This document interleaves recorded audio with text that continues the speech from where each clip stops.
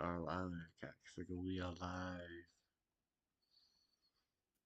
Fucking tremendous UFC 323 Pitbull Cruise, a whole fucking week of fights. Get the fuck up, grab your fucking nuts, grab your fucking balls, grab them, and say, I want to watch wars this weekend. I want to go running. It is 20 degrees outside. Isaiah, get your stuff. We're going to be like Hagel. We're going to run in the snow going, whoa, war. Bro, I have a confession. I was walking back from my car and I was listening to like hype music in my head, in my earphone, and I started to do this and I almost fell. I had to grab a tree, a little branch. I almost fucking fell. So let's not go there. Goddamn. Okay, guys. Okay. We got a whole stack of shit. Before we get to obviously UFC 323, I want everyone, as soon as they're done watching this live, to go get something to eat, because as soon as we're done here, I'm going to record my big boxing weekend preview. It will be tomorrow at 8 a.m. Catch it then. I'm going to make it after this. But that's because I have about big weekend of fights. Matchroom card in Monaco, Jai Opataya fighting another bum, and then Pitbull cruising that whole card there. And then one thing I want to bring up real quickly, Isaiah, I want to hear your thoughts about the highly anticipated super fight between Shakur Stevenson and Tio Crybaby Lopez. I could give less of a fuck about both of those fighters. Okay. Well, that was disappointing, but okay. You know me, dude. I don't give a fuck about boxing when it comes to people like that. Dude, you don't even like Teofimo Lopez. What? Yeah, I hate him. I'm rooting for Shakur. Yeah, that's why I give less of a fuck about him. Because you've ragged on him. Dude, bro, I said this on my initial thoughts video, which 60-something views. That's not bad. That was okay. And I said this. I still think he lost to Loma, and 100% that Loma beat Devin Haney. So, but I've said this, that, it was a close fight. I understand the last round he threw 100-something punches. I thought he lost the fight 7-5. I'll always believe that. I watched it in COVID. Everything was suiting to you in that fight because Top Rank money. And honestly, they're like, we love Loma, but he's old and Ukrainian. Get out of here. That's kind of what they did to him. All right, that's enough. We'll get to that later. I'll stop rambling. Isaiah, what do we got for the weekend on the slate on the, I would say, as they say, the world's leader in MMA, but recently you've been shitting him so bad. I feel like you're going to defect the one championship any day. I've been ratings. Every day you send me shit, you're like, and it's always like these memes of people going like this and talking about everything wrong in the company. And it's like the gambling, the fights being made. I'm telling you, Paramount's going to be $55 January 1st. I'm telling you, it is not going to be anywhere near 20. No way. No fucking way. No way, dude. Bro, listen, I sent you that meme of TJ getting pissed after he lost to Henry, and it says you have people waking up on January 1st and Paramount's $80. Fuck! I'm telling you, dude. I told you. All right, so we'll talk about 324 and 325 at the end of the show. But Isaiah, let's get into it, motherfucker. What do we got for the slate? All right, so obviously this weekend we've got UFC 323, the rematch, Dvalishvili versus Jan Marab, making the quick turnaround after his dominant win over Corey Sandhagen 2 months ago in October, looking to make his fourth consecutive title defense in the calendar year. I know people have been saying Alex Pereira had 4 fights in a span of a year, which he did, but Marab is defending his belt in a calendar year, so it's completely different. And he's taking on Jan. Yeah, it's also completely different because it wasn't like Pereira was fighting when he beat Yuri. It was a vacant. Now, Yuri was at the time the lineal champion, but he wasn't. It was a vacant title fight, so it's a different story. Go ahead. And then co-main event, obviously, Alessandro Pantoja versus Josh Vance. We'll get to that fight later. So fearless. fearless. Fearless. He is fearless under fire. But Bro, yeah, we'll I'll get to just that say later. this. I love watching the fucking embeddeds like this Dude, week with him. dude, I gotta be honest. And I'll say this when we get to the video, when we get to that fight, but I'll say this real quick. With you sending me hype videos and watching the embeddeds, I was honestly on Saturday last week, I'm like, I think Panto just got this. And by today, I'm like, oh, I don't fucking know anymore. I Bro, don't fucking know. he's so confident. Like on the Oh my treadmill, god, he's dude. watching him. He's just like, Oh, I love watching myself.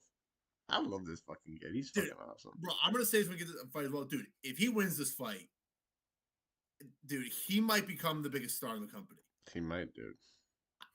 I mean, here's the whole thing. The thing we have to protect him from that I don't think he will is that he doesn't have that Cody Garbrandt thing because Cody Garbrandt, he fought an absolute, at the time, the best bantamweight of all time. During Dom Cruz, it'd be great if that was the fight we're gonna get. I don't think it's gonna be that easy, but We'll get to the fight later. We'll see. Right. I'll stop. Go ahead, cocksucker. What we got? We got a pretty solid card, honestly. It's a good card, yeah. Top to bottom, pretty good card. We have a lot of great fights. So one question for you, and then I'll give it to you again. I know it's easy to look at 322 because we were there and we watched it. And yeah, okay. Can you for 1 second? All right, guys, we need a fucking timeout here. Black hole, son. Black hole, son. What? Dude, hold on, bro. Hold on. You just talk about something else. I'm gonna pull up the song that I do as soon as we fucking. I think I put this in the car. You did. I have a video of it. No, not Black Hole Sun. The other one. Fucking ads. Hold on. Where is it?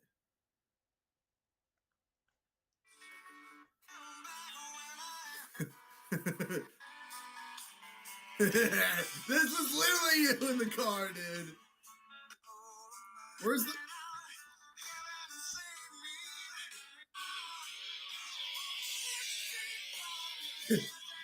dude, you were you were literally 6 feet from the edge of out of the fucking window.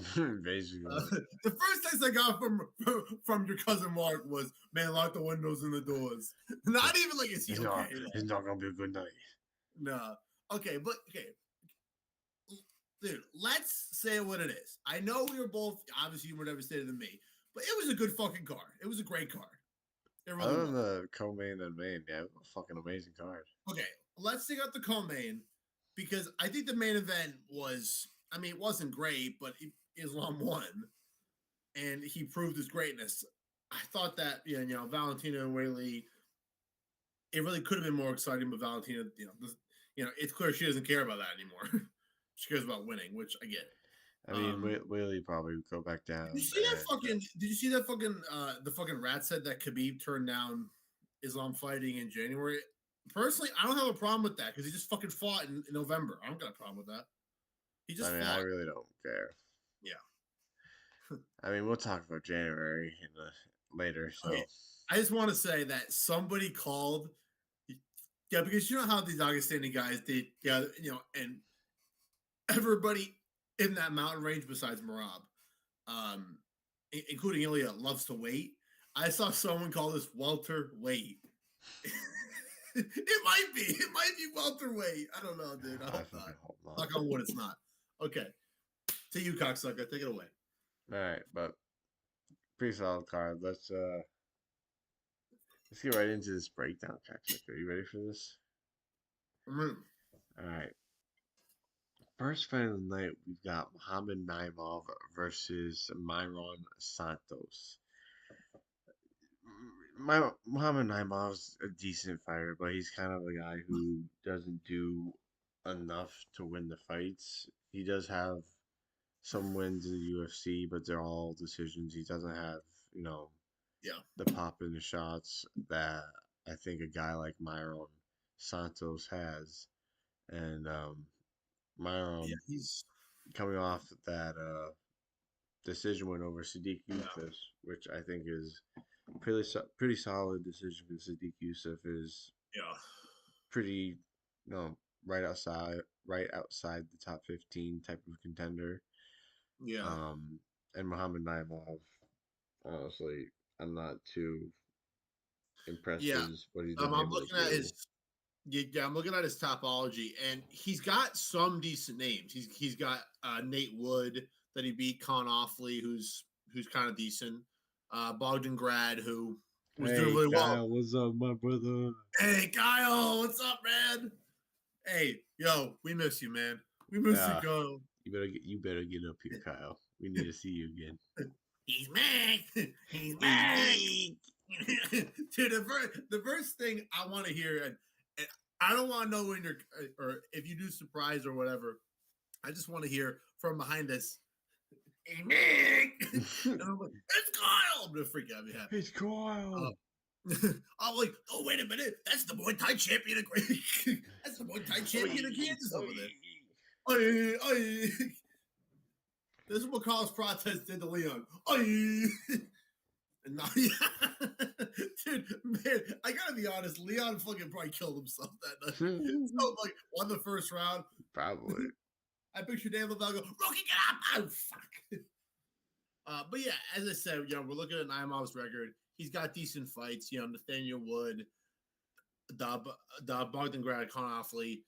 The one loss he had to Felipe Lima was kind of bad because over the course of the fight, he just got beat, worse and worse and worse, and then got submitted. But let's be honest. Out of his UFC career, he's 4-1.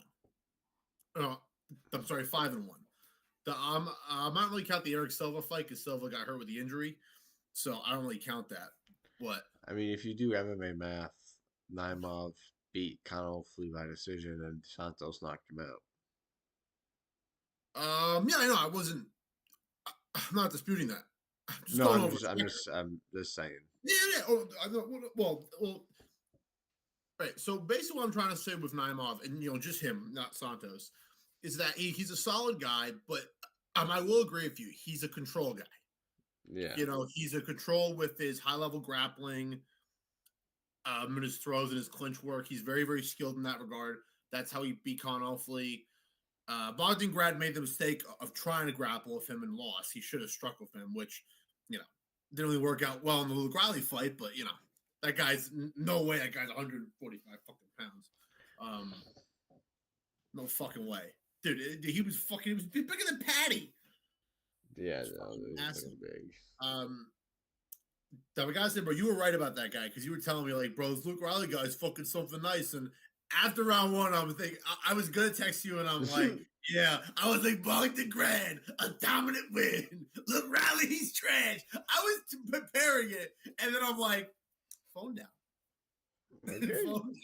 Yeah, Okay. he proved it, man. But yeah, Muhammad Naimov's a good.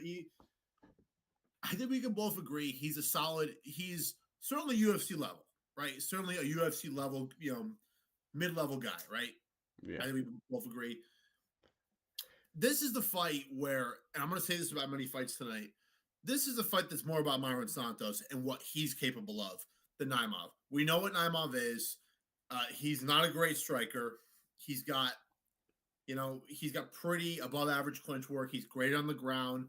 He's got, he has maybe above average submission defense, but his transitions are kind of slow. But, when he's in the control in half guard or full mount or full guard, he's great, which is what most guys from, his region are good at. So he has that. When we look at Myron Santos, dude, I mean, he's a good fighter. I do like him, but he's just. Was it against Francis? Was it? What was the fight that he won, but he clearly lost? Was that Francis Marshall? One? Yeah, was that Francis Marshall? Because I He's remember only had 3 fights in the UFC. So. Well, yeah. Well, Mo's first fight was his first fight was well. I mean, that was when. Well, yeah. Well, but let's be honest. That's the Ultimate Fighter finale. So I don't really. I mean, yeah, it's UFC fight, but it's the Ultimate Fighter finale. And the guys he beat on the show were also honestly pretty shit. So, but Francis Marshall, he was split, and I kind of thought he lost, but he came out in his next fight, and he beat a former solid ranked guy in Sadiq Youssef, who gave Edson Barboza a tough time, who obviously got flatlined by Diego. But, it'd be a different story if Santos had knocked out Sadiq, right? Be a different story. And he Yeah. probably wouldn't be fighting Naimov. He'd be fighting someone better. But because he had a decision, for me, what I'm looking for is a Santos finish. If he goes in there and finishes Naimov, similar to how Felipe Lima did, very, very good. Very impressive. So we'll see. But as you mentioned, he's had 3 fights. There's still a lot of unknowns about Myron Santos. He's still early in his career. I mean, he's 17 How and old 1. is I he? can't say he's early in his career, but he still Well, seems pretty early. what? Santos? Yeah. Bro, he's 25. He's Yeah. your age. He's young. He's Got young for more a fighter. fights than fucking Naimov. My God. What? He got more fights than Naimov. Well, okay, but we should look at this stat. And I'm not discrediting Brazilian MMA, but Brazilian MMA has become what the Mexican fighting is to boxing. It's easy to pad records in some of those lower promotions in Brazil. I'm not shitting on them. Some of the greatest Mexican fighters of all time, some of the greatest Brazilian fighters we've ever seen have had, not to, it's not like Chavez Sr. where he was freaking, 75-0 before he fought for a major world title. It's not like that. But like in some degree, it's, they do that a little bit, which is fine. It's okay to get, he's young. You're not supposed to give him hard fights right at, when he's 20 years old. So I'm going to go with Santos. If he is going to perform at the level he should go in there and finish Naimov round 2. Yeah, I'm picking Santos to win too, but I'm picking him probably win by decision. Yeah, more than probably. likely. Most likely. Mostly because Naimov still was more. I mean, he still is decent enough to survive. We'll see. Yeah. We'll see, but let's move on. We've got the biggest favorite on the fucking card. What are the odds on ESPN say? ESPN's not showing me odds right now. I'm on my phone, but Topology has minus 1,200. That sounds about right. Normally. Yeah. Last time I checked, they were minus 1,200 for Mansour Abdul Malik versus Antonio Tricoli, the ex of Mackenzie Dern. Antonio and my Tricoli. my former mortal enemy. I can't say primary nemesis anymore because I'm now a committed man. There'll be some conflicting reports on Mulberry Street tomorrow if I said that. But no, dude, I gotta say this. Fuck the Georgia State Athletic Commission. That fight was not a draw. Get the fuck out of here. I mean, I know it was close, but he won the fight, and then Cody Brundle goes, "Where? I won! Appeal! Okay, here you go." Well, I mean, he did get headbutted. Oh, point you, Cody Brundage. Point you. The only reason why you're in this company is because you knocked out the Cuban Missile Bomb, Julian Marquez. Dude, listen to me. We talked about this at the time. We said, dude, this is a save your job fight. Whoever won kept their job. Whoever lost your job. If you're in one of those fights, you suck. That's all I got to say. Amsur, my man, Mansour Abdul Malik, he's a good fighter. He's 8-0-1. Should be 9-0. He's a good fighter. He is young. He's 28. He's getting better. This should be a fight where he goes in there and knocks out Trocoli. I wouldn't be surprised, though, if Mansour has problems, actually going and doing stuff, which was his problem against Brundage. And in his first fight, too, where he needs to go early and get Trocoli out of there. He can't let Trocoli get any momentum in this fight because the truth of the matter is Trocoli is 6'5" and 3 inches taller than him, which it shouldn't be a problem, but if he lets Trocoli get some steam, it might be. So this should be Mansour by first round KO. It could be. I mean, there's very little chance that Trocoli wins this fight at all. But for me, like worst case scenario is Mansour's going to win by like he's going to win by like a split decision, and it's going to be like, oh come on, man, you should look better. But I'm hoping Mansour by first round knockout. Yeah, I mean, I'm picking Mansour as well, but I've always, I mean, obviously, you look at the odds. I don't think anyone ever is worth any like Well, minus 1,000 odds ever. all right, we said that we said that 2 weeks ago about Psychaev. We said that Sakara shouldn't have been like shouldn't have been plus 900, and then he got knocked out in 30 seconds. So I mean, Yeah, I mean that's no, true. but guess what? I still agree with your statement. Nobody should ever be minus 12,000, especially not in this sport. It's okay in boxing, like that guy Ben Whitaker, the boxer, the guy he fought Benjamin Gavazzi. Dude, the odds were like minus 4,000 for Ben Whitaker because he went in there in the first round and he knocked him out easily without breaking a sweat. That's fine, but in this sport, in the UFC, you shouldn't have that. I mean, you look at his And have it. UFC record. I mean, he's knocked out Wes Schultz, Dusko Todorovic, but everyone has knocked out Dusko Todorovic. Nick Klein, okay, Yeah. and then he's got that draw with Cody Brunder. So I mean, I think he's a bit overhyped in terms of his power. And I mean, I do think he's gonna come into this fight and beat a guy like Antonio Tricoli because Antonio Tricoli has had two fights in the UFC and has lost both fights, both by finish. He got knocked out by Sharon Magomedov and then had that weird reverse guillotine type choke with Trayshawn Gore. Um, so he's not good.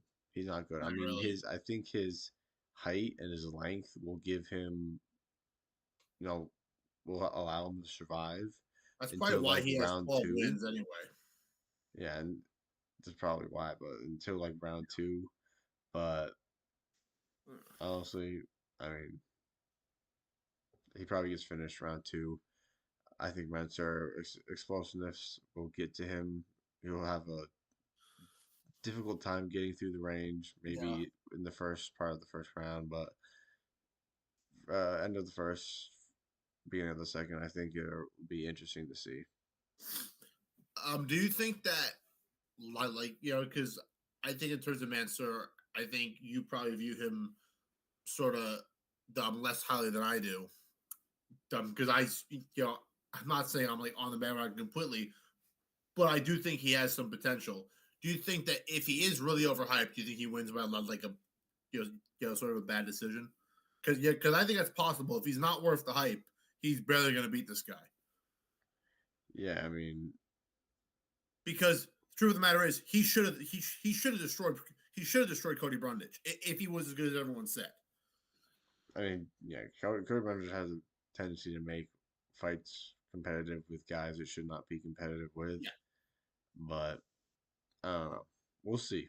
yeah. The first He round should against Odell. steamroll Antonio Tricoli, but I'm not. His this UFC record doesn't show like he's anything. Um, We'll see.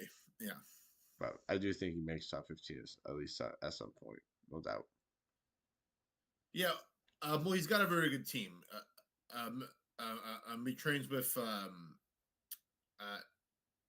is it Eric Nixick or John Wood? They look so much alike sometimes from the corner. I think it's next year. Uh, uh it says MMA Masters. Did he switch gyms? Oh, maybe. Maybe. Okay, whatever. Moving on.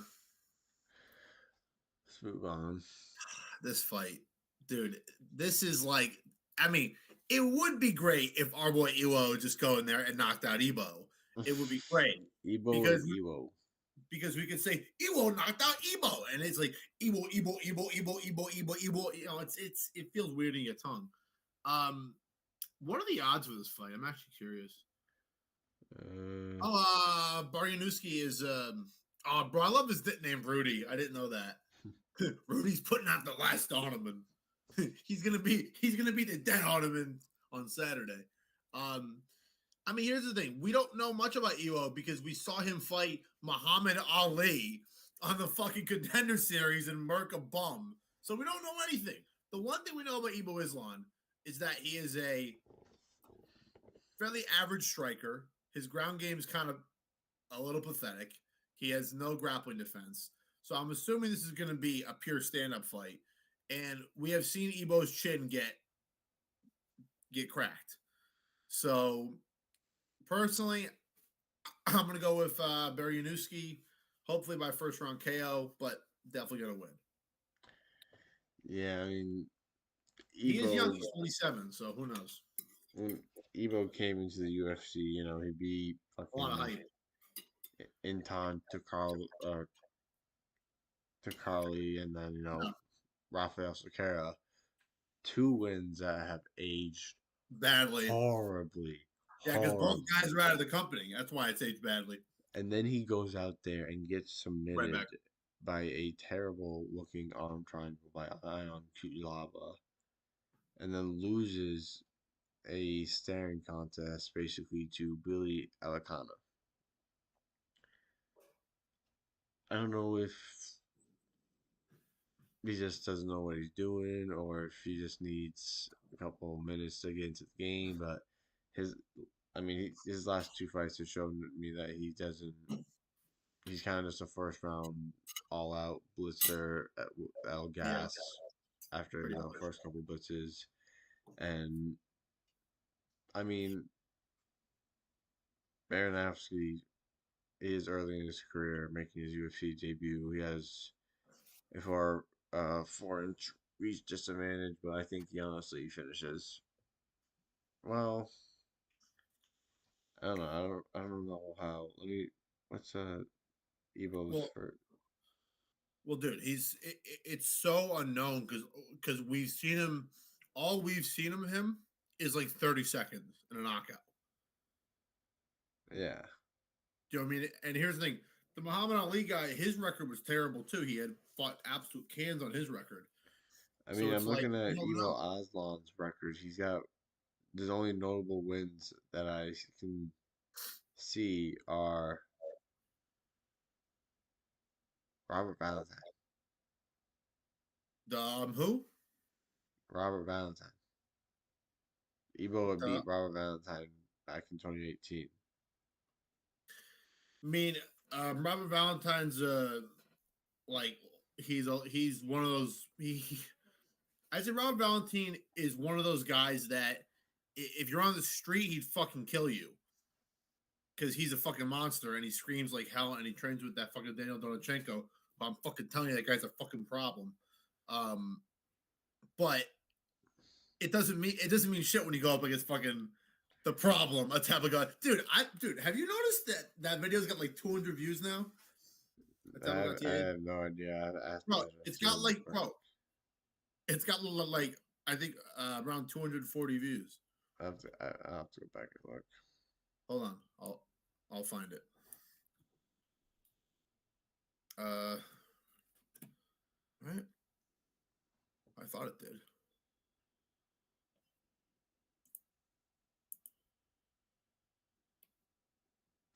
Well, anyway, I think we're both picking Evo to win this fight. Yeah. All right. We have to be careful because we're saying because we because when you say Ewo, it sounds like Evo. So let's call him Rudy and the Dead Ottoman. Rudy's gonna beat the Dead Ottoman. Okay. Yep. He's gonna make him the Dead Ottoman. Done. End of story. Moving on. Move on. Oh, it's Yeah, now Edson no. Barboza versus He Jalen Turner. he used to be your guy, and then he fell off a cliff. Literally a fucking cliff, also known as Dan Hooker's crazy ass.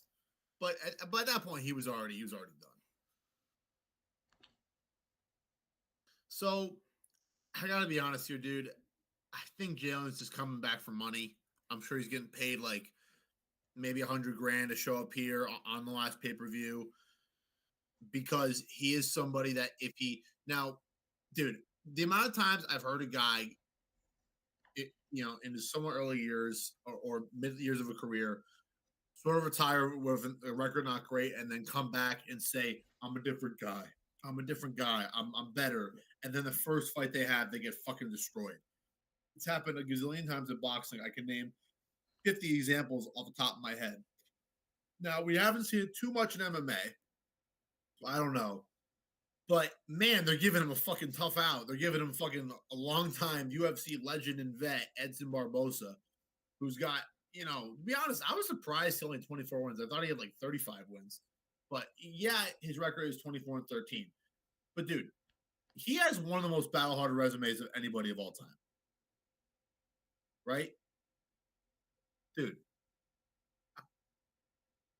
Dude, his UFC record is 18-13. I know it's not great, but dude, let me just go over quickly. I'm gonna quickly rattle off the names. Okay, the names of the legends he has fought in the UFC. The absolute legends he has fought. Okay, he fought Cowboy Cerrone, Bobby King Green, Michael Johnson, Paul Felder, Tony Ferguson, Anthony Pettis, Gilbert Melendez, Benny Dariush, Khabib, Kevin Lee, Dan Hooker, Gaethje, Felder again, Dan Ige, Makwan Amirkhani, and Shane Burgos, Giga, and fucking Bryce Mitchell, Billy Q, Sadiq, and his last two fights were Drakkar Close and Leroy Murphy, two solid guys. One of them, Murphy, should be fighting for the world title. So he's got a battle hardened resume as shit. For that reason, because of Jalen's track record, I'm going with Edson by decision. I'm sorry, bro. I'm sorry, dude. You're going with Edson, really? Dude, I can't. Dude, I'm so. Wait. Well, I mean, I shouldn't be surprised Chris picking Jalen. He was Jalen Turner's status a tarantula. All right, let me. That was like 13-5 on our prospect list. You're like, he could be a dude. Dude. Let me break this down. All right. I'm gonna say one more thing before you get to that. He is so physically gifted, but I don't think he has it up here, dude. Dude, I don't think he has it up here in the head. I'm just saying it. I don't think he does. Go ahead. I'm picking Jalen to win this fight. Go ahead. Convince me, Albino. Convince me. All right, that's gonna be a hard thing to do because what I'm gonna say is I do have a bit of hesitancy because. And you're still picking him. Because it's fucking 39, almost 40-year-old Edson Barboza. Who just got pushed against a fence and held there by Drakkar Close. Who's ass. I don't know if he's not great. And fucking, I mean, yeah, Jalen Turner's got, but also too. Retired at 313. Not even a year ago. Retired at 313. And, he's 30 years old. So I honestly think he took time off and sat there like, I'm bored as shit. What I did in my life was train to punch people in the face. What else am I going to do to make money? That's a good. Well, I mean, what he should do is go to boxing because he could be a fucking great boxer. He's got good hands. He should go to boxing. Dude, I'm telling you, me and my friends, we can get him 5 cans in New England. He'll go to Florida, fight 5 Mexicans. He's 10-0. And here's the thing. What we do is we put him at middleweight. Dude, he would stand buildings above the middleweights. He's so much taller than half the middleweights in boxing right now. He'd be so good. His reach isn't great, but no. Instead, he's gonna fight you. And I know the Drakkar Close, but dude, Edson went the distance with a guy who should be fighting for the world title, Lerone Murphy, or in the picture for the world title. I think that has more to say about Lerone Murphy. I'm just saying, Edson Barboza is a UFC legend and a vet. You cannot tell me he's completely washed. He might be old and not the same as he used to be. But dude, he beat Sadiq, who at the time was ascending. Let's not forget, all right? Do not let that Aaron Pico knockout do not let that make you forget that's not all the boring decisions Lerone Murphy has. I'm not letting you forget. No, dude. When I said that's why Edson survived. The title, no, here's Murphy is not a finisher. I never said he was a finisher, but he's a solid fighter. He's a solid fighter, but he's not a finisher. I think that has saying, if more Edson reasons was to why completely washed, if he was completely washed, as I think if Jalen Turner's going to win, Edson should be washed. Correct? No. Okay. So I if mean, it's if the so Jalen if both Turner guys, of old shows up, he's gonna go right through fucking Edson Barboza. okay, okay, here If we if go, the here Edson we go. if Of the old, we if the need to go. Ace Okay, okay. So, dude, Joe Turner's a great fighter, but all right, let's look at his resume because I can poke some fucking holes in it. All right, he lost to. I love. Vicente's solid, but dude, this guy got to the UFC. By the way, he had a Bellator fight. He had a first round knockout. But dude, he had 3 losses before he got to the UFC against a couple of bums. Not bums. His first UFC fight, it was tough. He fought Vicente Luque, which is a really hard assignment. Honestly, it's fucking really hard assignment to go in there against Vicente fucking Luque. yeah, that's true. He gets knocked out, and that was UFC 229. So he came in there on a big card, and he got destroyed. He beat some bum. He lost to Matt Favola. He beat Josh Kulibau, who I was high on. He sucks. Hope he's dead. Just kidding. But he let me down. He let me down. He was supposed to be right alongside Jack from Perf, and he blew it. Okay, he has a round 1 submission over Eros Medic. He knocked out Jamie Malarkey, bum. Brad Riddell. I'm gonna say this should not be Zhang Weili's striking coach anymore. That's what we fucking see that now. Is he? God damn it, is he? Stop fucking helping Yeah, your I friends. always, as soon as it's the first time I saw him in the corner, I'm like, oh my. I know. I saw him and I'm like, fuck. I saw him just on the screen and when we were there, and I'm like, fucking Christ. Where's Fiziev? Fiziev, knock him out again quickly. But he has a loss to Gamrot, who is solid. That fight was close. It was close. That. I understand that it was close, and he had the loss to Dan Hooker, which he put everything he had, and he missed weight. He put everything he had into that. He lost, but he tried. It just Dan Hooker's Dan Hooker. So I mean, I don't know. And then yes, you have the Bobby Green knockout, which I'm not saying it's like, but dude, it's kind of the only big highlight he has from his career in terms of knockout. It was great. He killed him, but I mean, like, he got beat by the Money Moicano and Bahamondes, 2 solid guys. So yes, and again, I'm not saying Edson's going to destroy him. I think Edson's going to win a close split decision. I just don't have faith that John Turner is going to run through Edson. Go ahead. I got you. No, I understand. Status, a tarantula. This fucking bikini motherfucker. I heard that, asshole. I heard that. I'm picking Jalen. He's the more youthful guy. He got a little bit more reach. If he actually shows up and fights and doesn't wilt like he has in the past, he will win this fight. And this guy's gone, so he's picking Edson. I'm picking Jalen. First fight on the card that we are split on. Pay attention to the live stream because it'll be interesting to watch. I'm just gonna say this. You just mentioned it. I don't have faith Jalen is gonna hold up. I think he's gonna wilt again. That's all I gotta say. Yeah, you might be right. We'll see. We'll see. And dude, I'll say this: if Jalen does beat Edson by a great knockout, I will look at you and go, "You were right. He's back." And you're gonna see me going, "Yeah."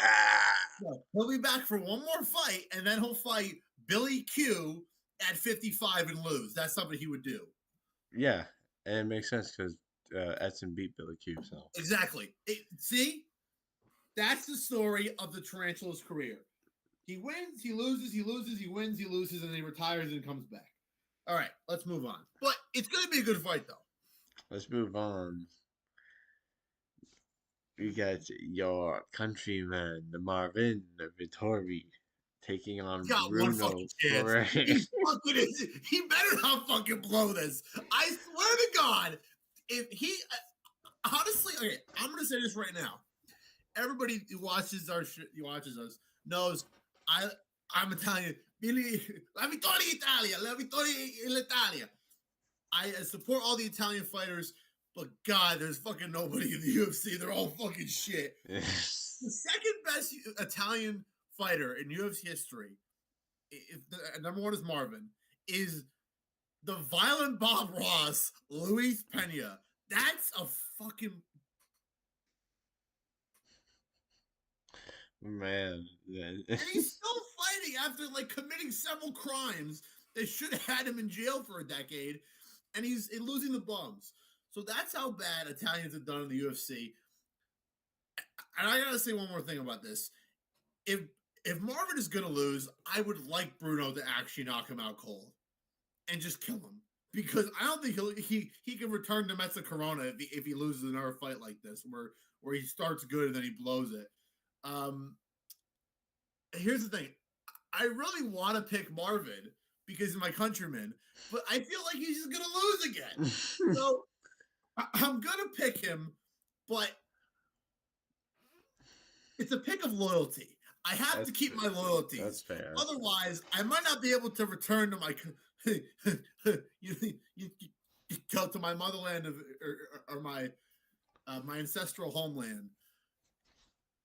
You know in Game of Thrones when those when the Westeros, you're like, ah man, I'm an Estel, but I want to return to Westeros, but like man, it kind of sucks over there. And like there's this guy, this great person, but he stinks, but he kind of runs everything. That's Marvin. I'm like, he kind of stinks, but I still like him. But goddamn, like, dude, I remember telling my dad when he fought Roman Dolidze in the rematch, I'm like, Dad, this is a fucking Italian monster. He's looking good. You know, I showed him hype videos. You know, it was Marvin lifting weights, going ah. I showed him the Roid Rage video, Roid Rage, ah! And I'm like, Dad, he's gonna beat. He beat this guy, but it was controversial. But he's gonna beat him better. And then Marvin walks out, and ever since this point, when he forgot his fucking cup, when he forgot his, remember that second Roman fight? Remember he forgot his cup as he walked to the cage? As soon as I saw that, everything since then has gone down fucking hill.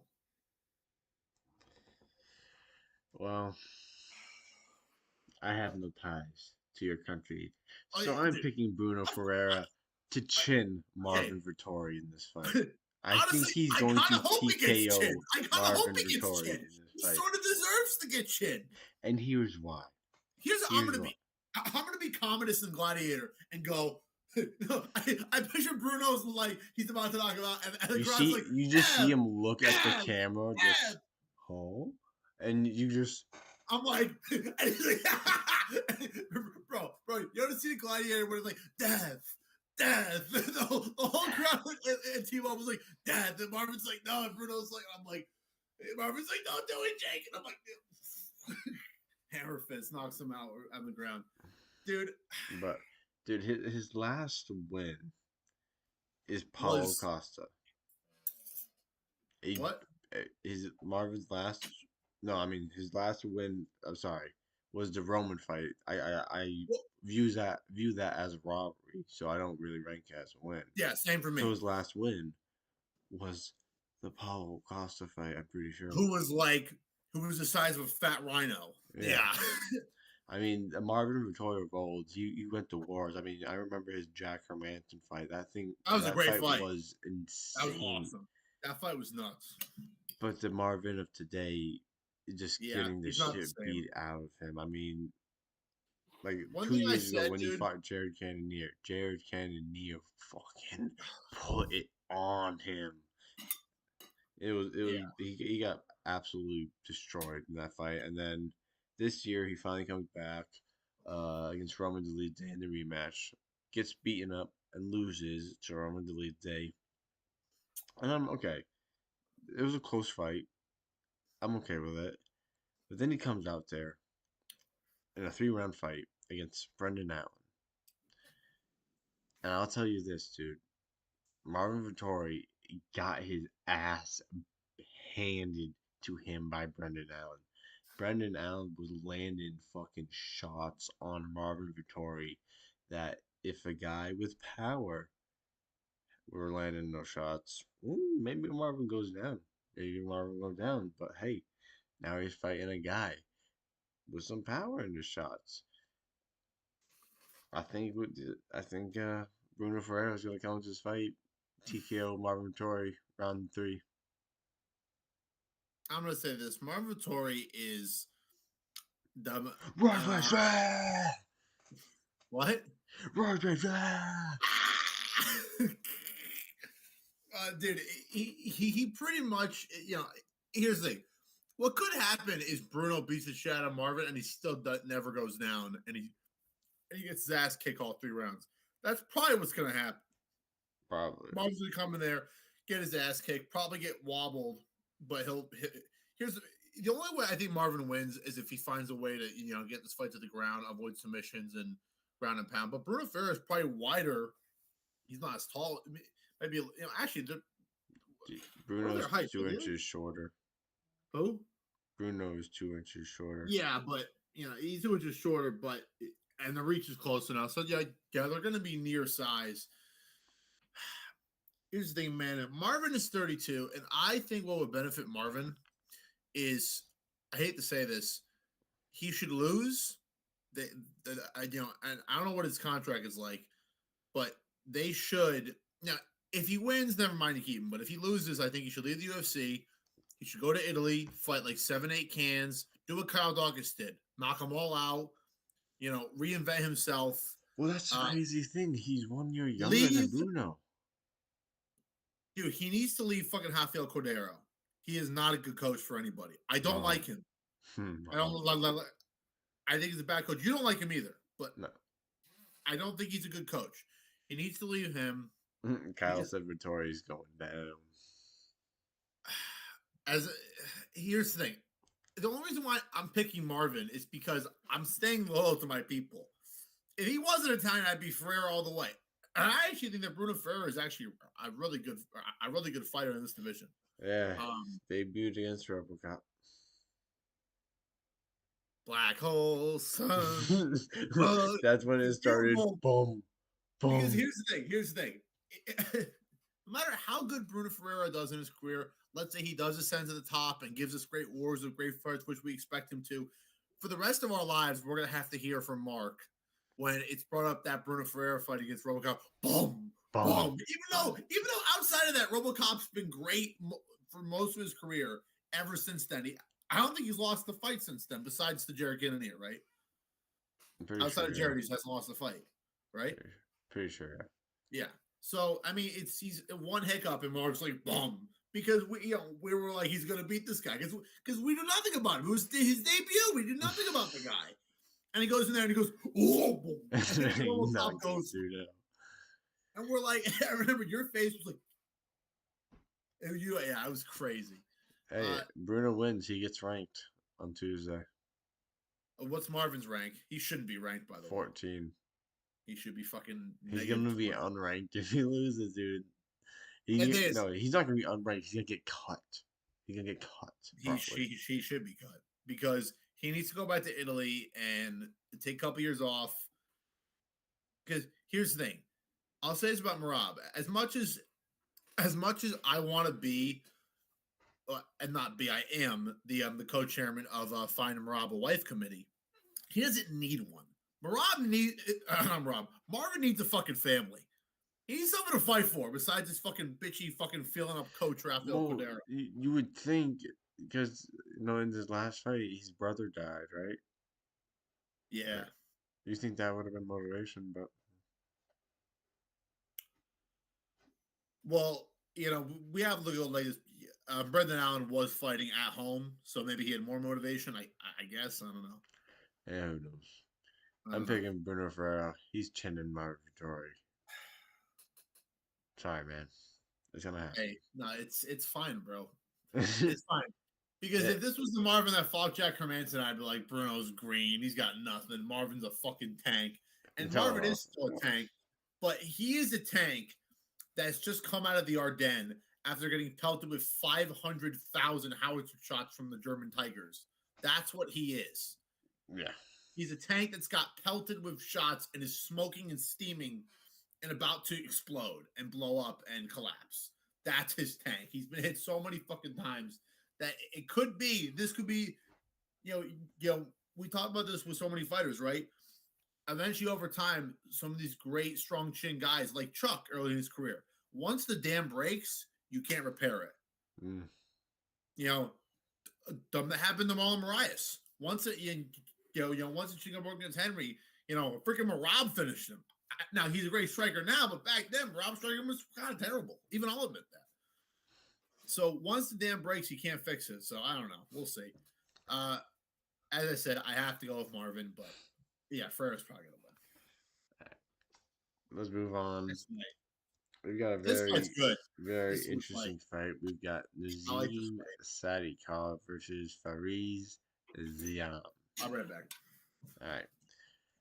I broke this fight down on was it Monday, and I picked Nazim Sadikov, and I still am on the side of Nazim Sadikov, but I'm a little bit more on the edge now because I've looked at Faraz Yam and he's taller and he's got a much longer reach. And I look back on Nazim's wins, and he does have a draw against Vyacheslav Borshev, which is a fight that now that I look back at on it does not age well at all. And then the Ellsbrenner fight, it was a doctor stoppage. Um, and it was a close fight. I think Z might have been losing that fight up until that point. Terrence McKinney, I mean, is what it is. I have him as the loss. Shit, messed that one up. Oh well. The Israel Bonfim fight kind of close until the doctor stoppage, and then Nicholas Mata fight, he almost got put out of there. Um, Not saying Freeze, he's going to come to this fight and beat Nazim Sadikov. I don't think that happens, but I'm definitely giving Farizian more of a chance to win this fight because the way he implements his style, he can just get a hold of you and hold you against the fence, get you to the ground. Um,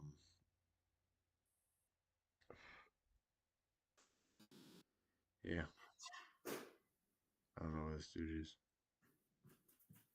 I mean, the last fight out against Mike Davis, well, not the most exciting fight, and I mean, if you remember Mike Davis, and all the other foreign fighters, because I was, I believe, on the Paris card.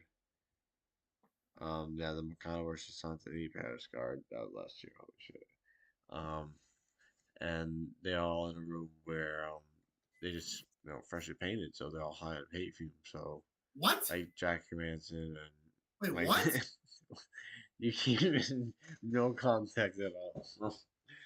I'm talking about the Mike Davis fight for Zion. That Mike Davis didn't came in looking uncharacteristic Wait, and hold on. Is this something that actually happened? yeah, all the fighters talked about Okay, if there was any evidence needed to prove that you're the craziest MMA fan on the planet, you just got it right there. it.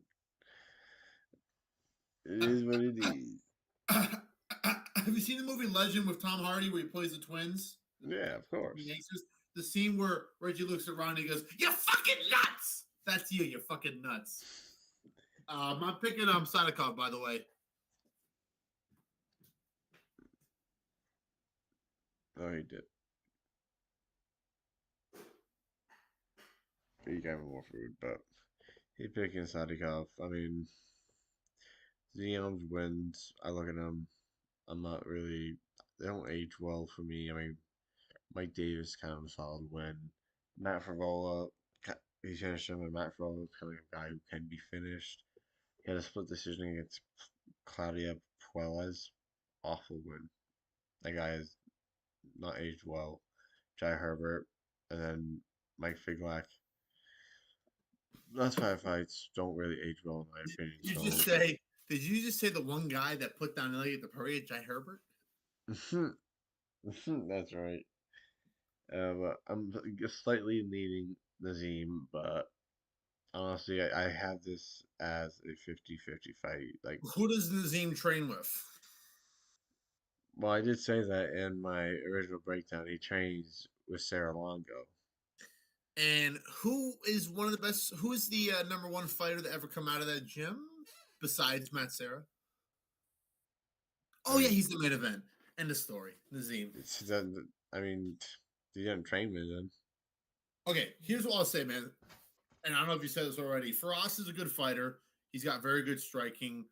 Um, he's pretty susceptible to leg kicks, but Zadikov's not going to leg kick him that much. Um, what's the height differential? How tall is Nazim's 5'10", Fariz Okay, that's 6'1". not that much difference. Oh, dude, that's a 7 inch. That's a 7 inch advantage in reach. That's a big. Yeah, I'm saying that's why I six. have this Yeah. fight really close because Nazim. I mean, he almost If got put out by Nazim can Nicholas get Mata, dude. if Nazim can get inside on him and get control, he's gonna win. Yeah, He's gonna win. But if Faraz can keep the edge and keep, because I'll say this: if you're Faraz, you have to point fight to win this fight because we saw Nicholas Mata who had more reach on him. He could have stayed at range and maybe won a boring decision, but he decided I'm gonna go to war with Sadikov, and he did good in round one, and then in round two he got fucking murked. So we know that when you go to war with Nazim Sadikov, you will break down because he's fucking tough as shit. That's why I don't think Frost will do that. Frost will stay on the edge. I think eventually Sadikov is going to get to him, probably around 2 or 3. And if he can't finish him, maybe Zion wins a split decision. But maybe we'll have to see. I think we're both on the Nazim Shatikov side. Let's move on.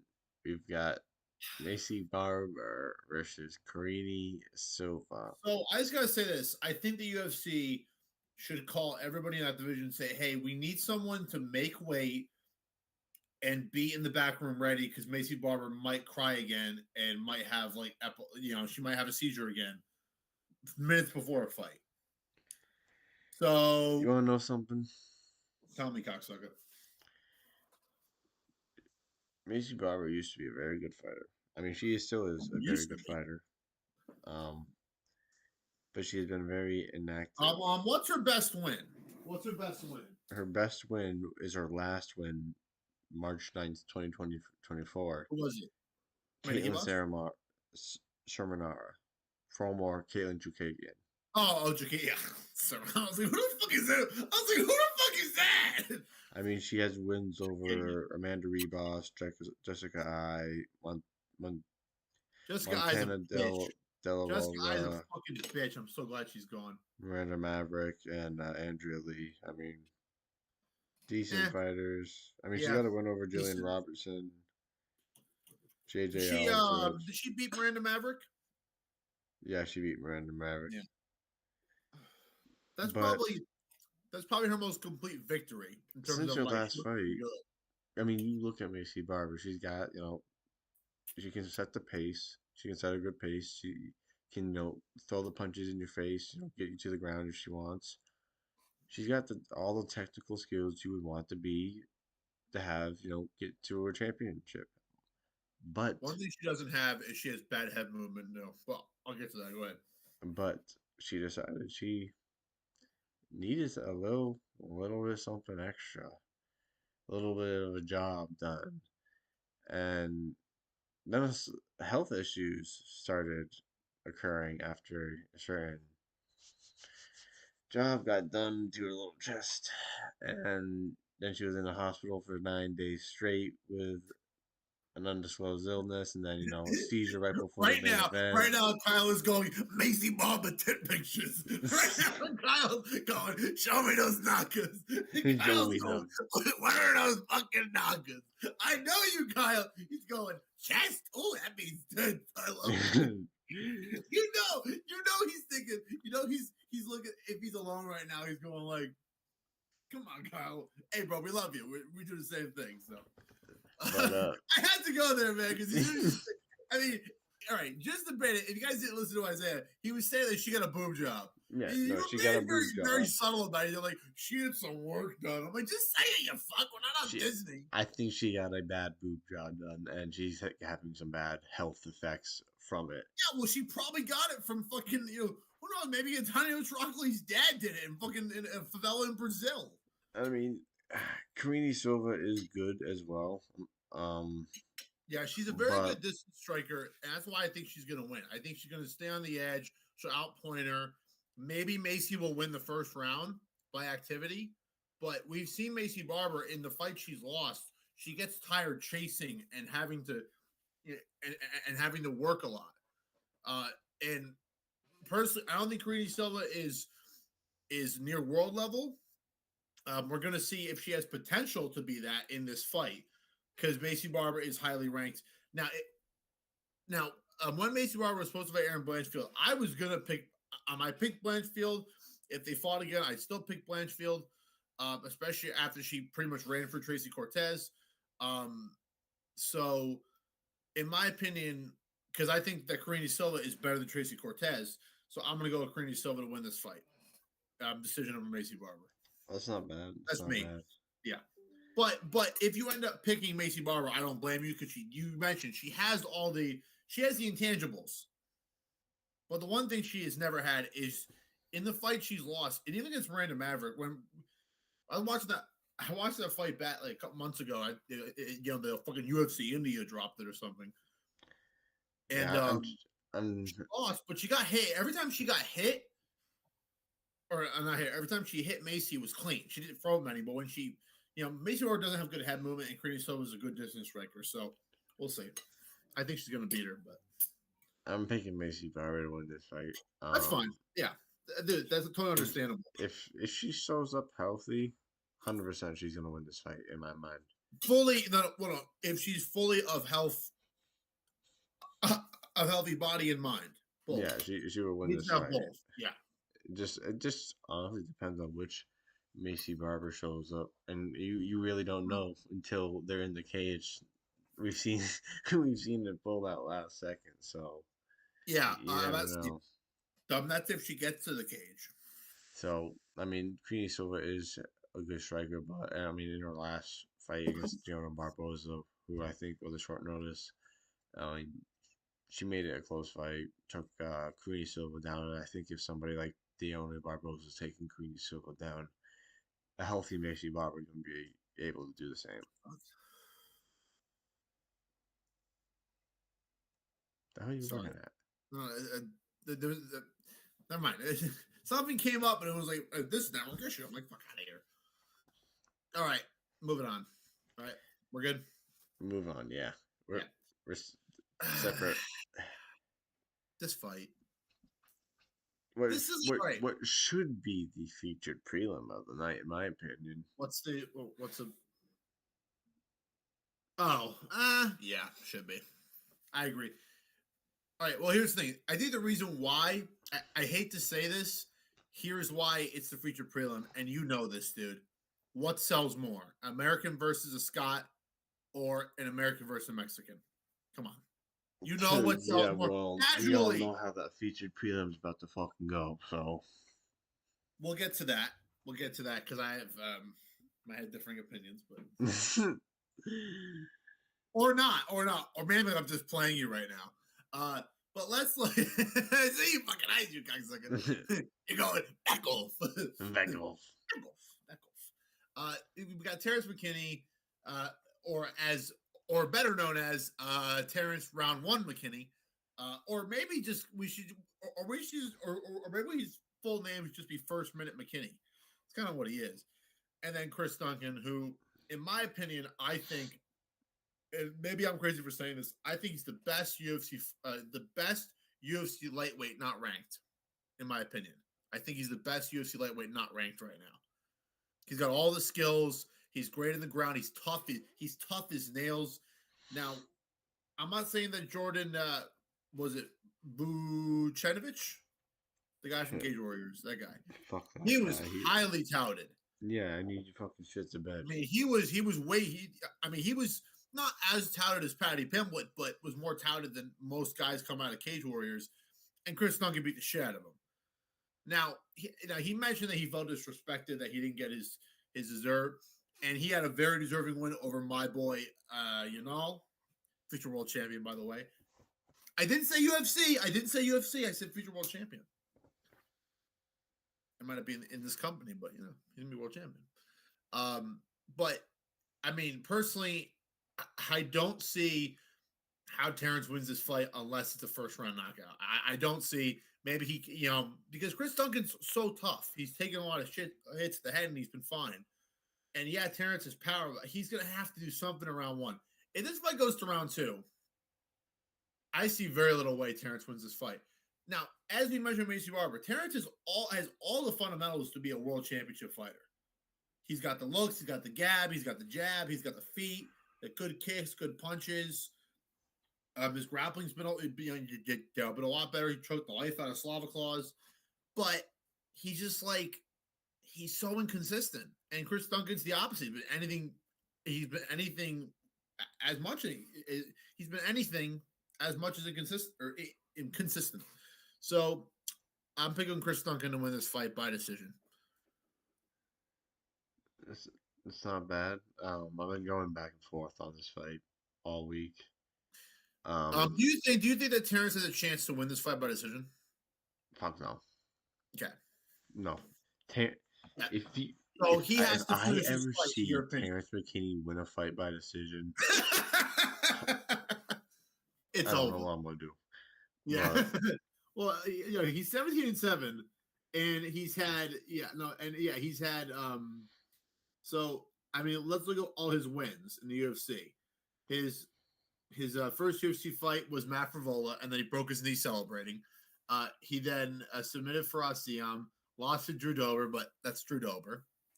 Not to Eric Gonzalez, lost to Ismail Bonfim and Nazim Sadikov, both by finishes. Dude, bro, you know what's crazy?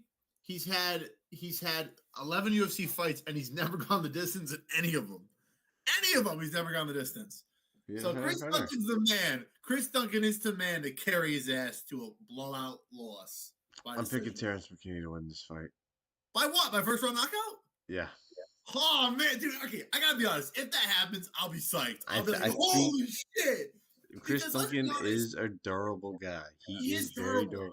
But he's been knocked out one time in his career by Vyacheslav Borshev on the Contender Series. That's right. I forgot about that. I think Terrence McKinney can put on a fucking storm so early that it gets through Chris Duncan, and I think he can finish. I think Terrence finishes Chris. It's gonna be hard. Chris is a durable motherfucker. I'm calling my bookie. I gotta switch it. now. This is bad. Red alert.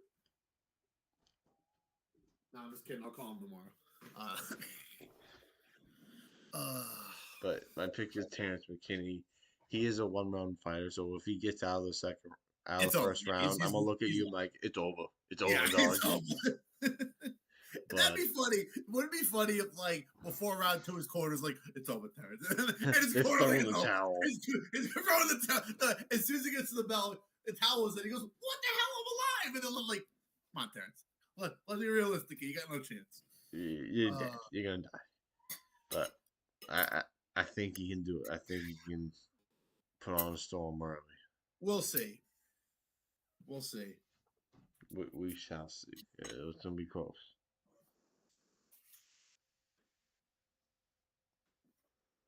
All right, moving on.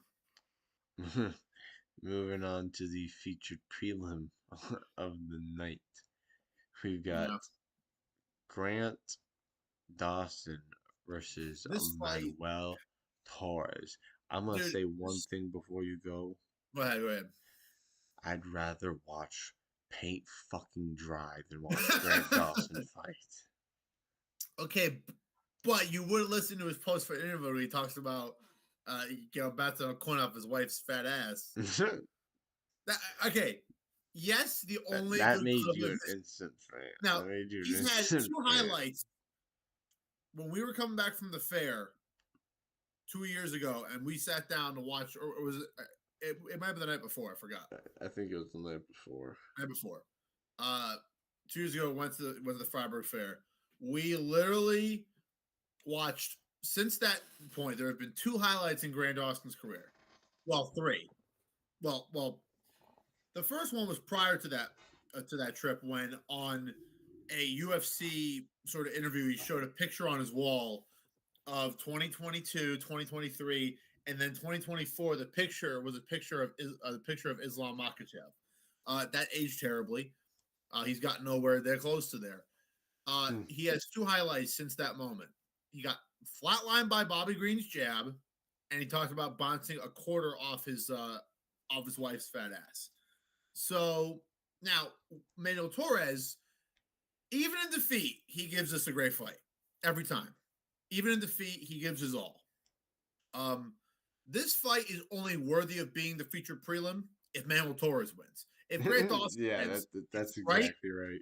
If Grant Dawson wins, it's not worthy of being. It's if Grant Dawson wins by what we think he's going to do is sitting on him and using his grappling, it's going to be worthy of being the first fight of the night. And Myron Santos and Muhammad Imov might as well be the fucking featured prelim if Grant Dawson goes.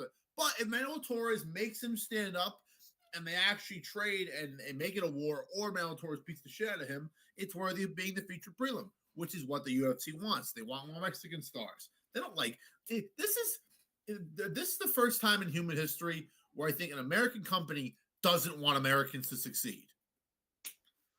Actually, it's not the first time. It's the 50th time. Well, here's what I think. The featured prelim on a card is used as, it's a last free fight. It's supposed to be the best fight before, the fight you have to pay for. And it's supposed to be the fight that sells the pay-per-view for you. And Well, it's got potential. It's got potential Emmanuel Torres, but I think they specifically put a man like Grant Dawson and Manuel Torres over a fight like Terrence McKinney and Chris Duncan because it's a big fuck you to ESPN for the last pay-per-view. Because if Grant Dawson gets his way, how many people are going to be interested in buying a pay-per-view after watching Grant Dawson lay and pray for fucking 15 minutes? Yeah, but the UFC is going to tank their last pay-per-view sales to spite ESPN. Yeah, because imagine That that. doesn't sound like Dana. Imagine this. Next month, Paramount first pay-per-view, and then they compare the fucking numbers and say, look how much better we are on Paramount than we were on ESPN. They're not going to do that because Dana's been saying how he values the ESPN. How he's been saying not this year. ESPN. What? Remember, and he's been not too happy with how ESPN's been, treating them. Well, I mean, we've been watching the pay-per-views. Some of them have been pretty, I'm just saying. That shit's gonna happen again, isn't it? Where it's gonna go to the Spanish version again. It's gonna happen, isn't it? I don't fucking know. I'm gonna try and figure it out. The only good thing is if it happens during the co-main and the main event, there's probably not going to be crazy one-punch knockouts. So it's not like it's going to be the end of the world. But all that being said, I am picking Manuel Torres. Same. I fall to win. Here's the whole thing: if Grant Dawson goes out there and outstrikes Manuel Torres and finishes him, I will come on. I will say on our live stream, hey, he proved this wrong. All credit to him. Well, in his last fight he's not going to do that. Against Diego Ferreira, he landed the most amount of significant strikes he's ever landed in a fight, and he still had 11 minutes of control time. Yeah, because it was all on the ground. Yeah, fucking. Yeah, he sucks, man. He's bone and shit. I remember the first fight I ever watched from. We were in your dorm, you and Steve's dorm, and he was fighting Leonardo Santos, and you were doing homework. And he was losing. He was losing the whole fight. Right? Was he winning the fight? No, he was losing the whole fight. And then the last minute, he decided to show up. Threw fucking hammer fists down at his head. You know what I'm surprised about, dude? I'm surprised that they haven't shown that clip in promotion for him. Because the last time we saw it was before he fought Bobby. They've never shown that since. Kind of weird, but yeah, literally, I run out of my freaking room in the dorm, and it's you and Steve going, "Oh my god, he just knocked him out!" And I missed it because all I see was Grant Dawson go. Someone just commented. I saw a news saying that Marab doesn't look well. I'm scared. Who the fuck said this? Who Someone in the the fuck said comments. this? Hold on, I'm going to shut your fucking mouth. Who the fuck? I want your name and your address and your fucking social security. I'm gonna kill all you. He's fine. He's fine. Mr. Audrey 21 HH. Give me sources. Give me sources. Give me sources, Audrey, and then I'll freak the fuck out.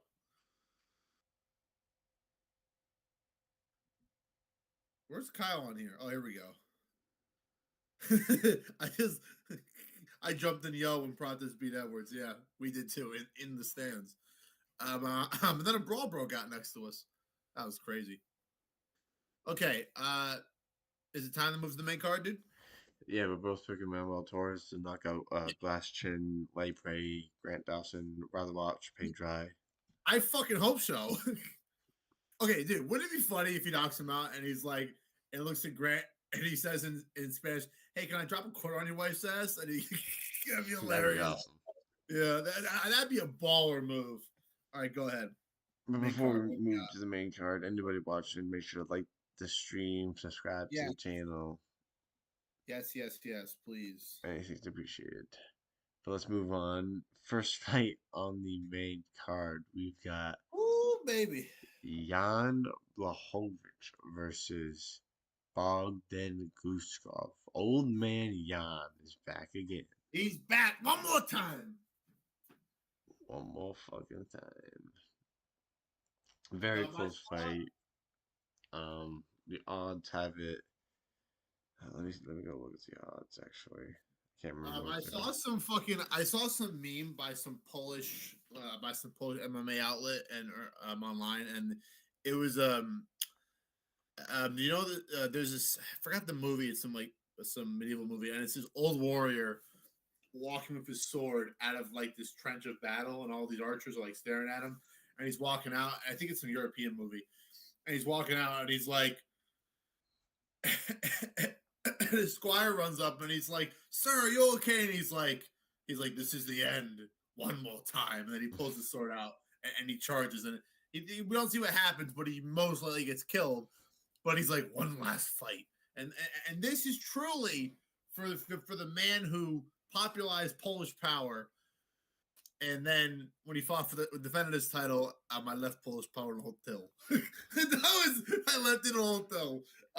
Let me be honest about something. He's gonna need to knock out Guskov. He's gonna have to knock him out. I don't think he wins it any other way. Somehow he has to summon all he's got left. One more punch, and I'll be honest, dude. Gonna be walking at him with Anthony Smith and going, "I'm Anthony Smith. I'm speaking English. I'm Anthony Smith." And then Jan's gonna go, "Polish power." Hopefully I think Polish power is overrated and non-existent. Well, we'll see with EO, because if EO knocks out EO, it's got some Polish power. In terms of Jan, I think he did. I mean, look at his career. Who has he knocked out, man? Luke Rockhold, which was great, by the way. Luke Rockhold. Which was great. Good chin. Wow. Okay. Yeah. I never said he had a good chin. I said it was a good knockout, asshole. Then you got Dominic Reyes. Dude, I feel so bad for the poor guy. We got back on his train, and then Carlos just flatlined him. And then you got Corey. God. There's levels to this. Anderson. Yeah, a future triple 4-time gazillion champion of Bellator and PFL. And then before that, his only other knockout in the UFC was his debut against Ilir Latifi. Back in 2014. He has... that guy's hard to knock out, though. He's so big. But yeah. He has 5 knockout wins. And if you count the Rocket because of a doctor stoppage injury. Oh, that's not... That's not... I don't count that. So I think he does hit hard, but I don't think Polish power is as powerful as he or have we have been led to believe. Well, And well, I here's the think, whole thing: is I think that he had Polish power for like 3 fights, and then it's sort of, you know, I, here's the thing. Uh, when I said Polish power, I was not kidding, but I was sort of like I wasn't being serious. I'm like, yeah, because I do agree with you. I think he's at this point in his career. The one thing he still has is his awesome leg kicks.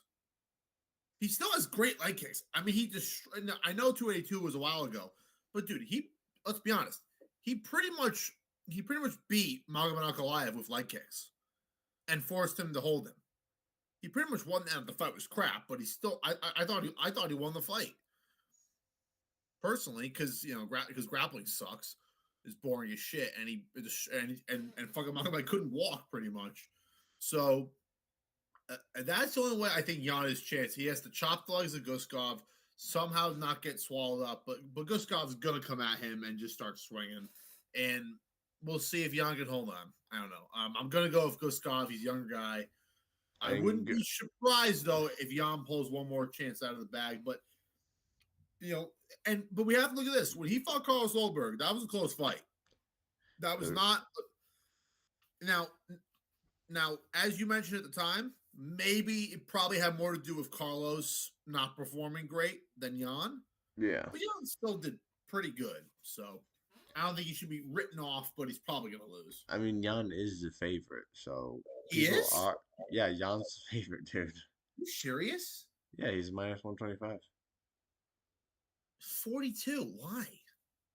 I think people are relying on the experience.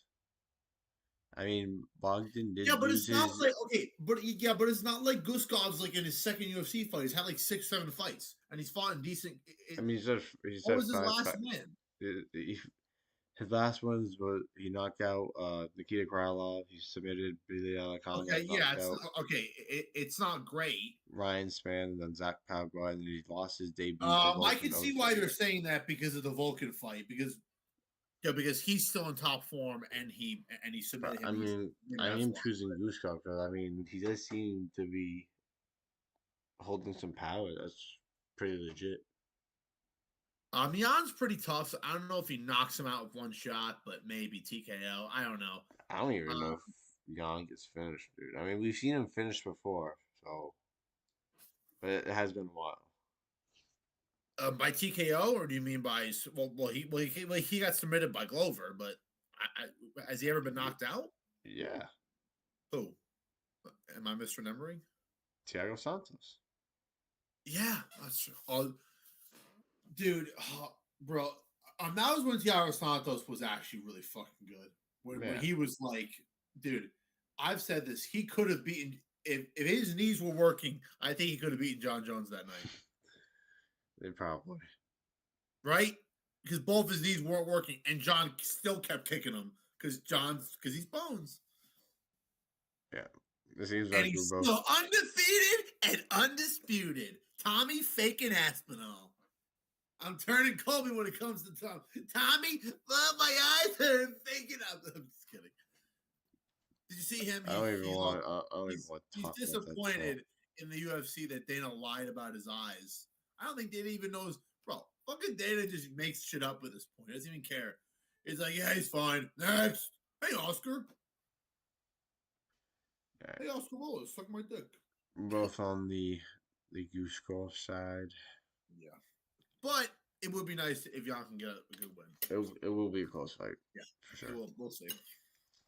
Let's move on.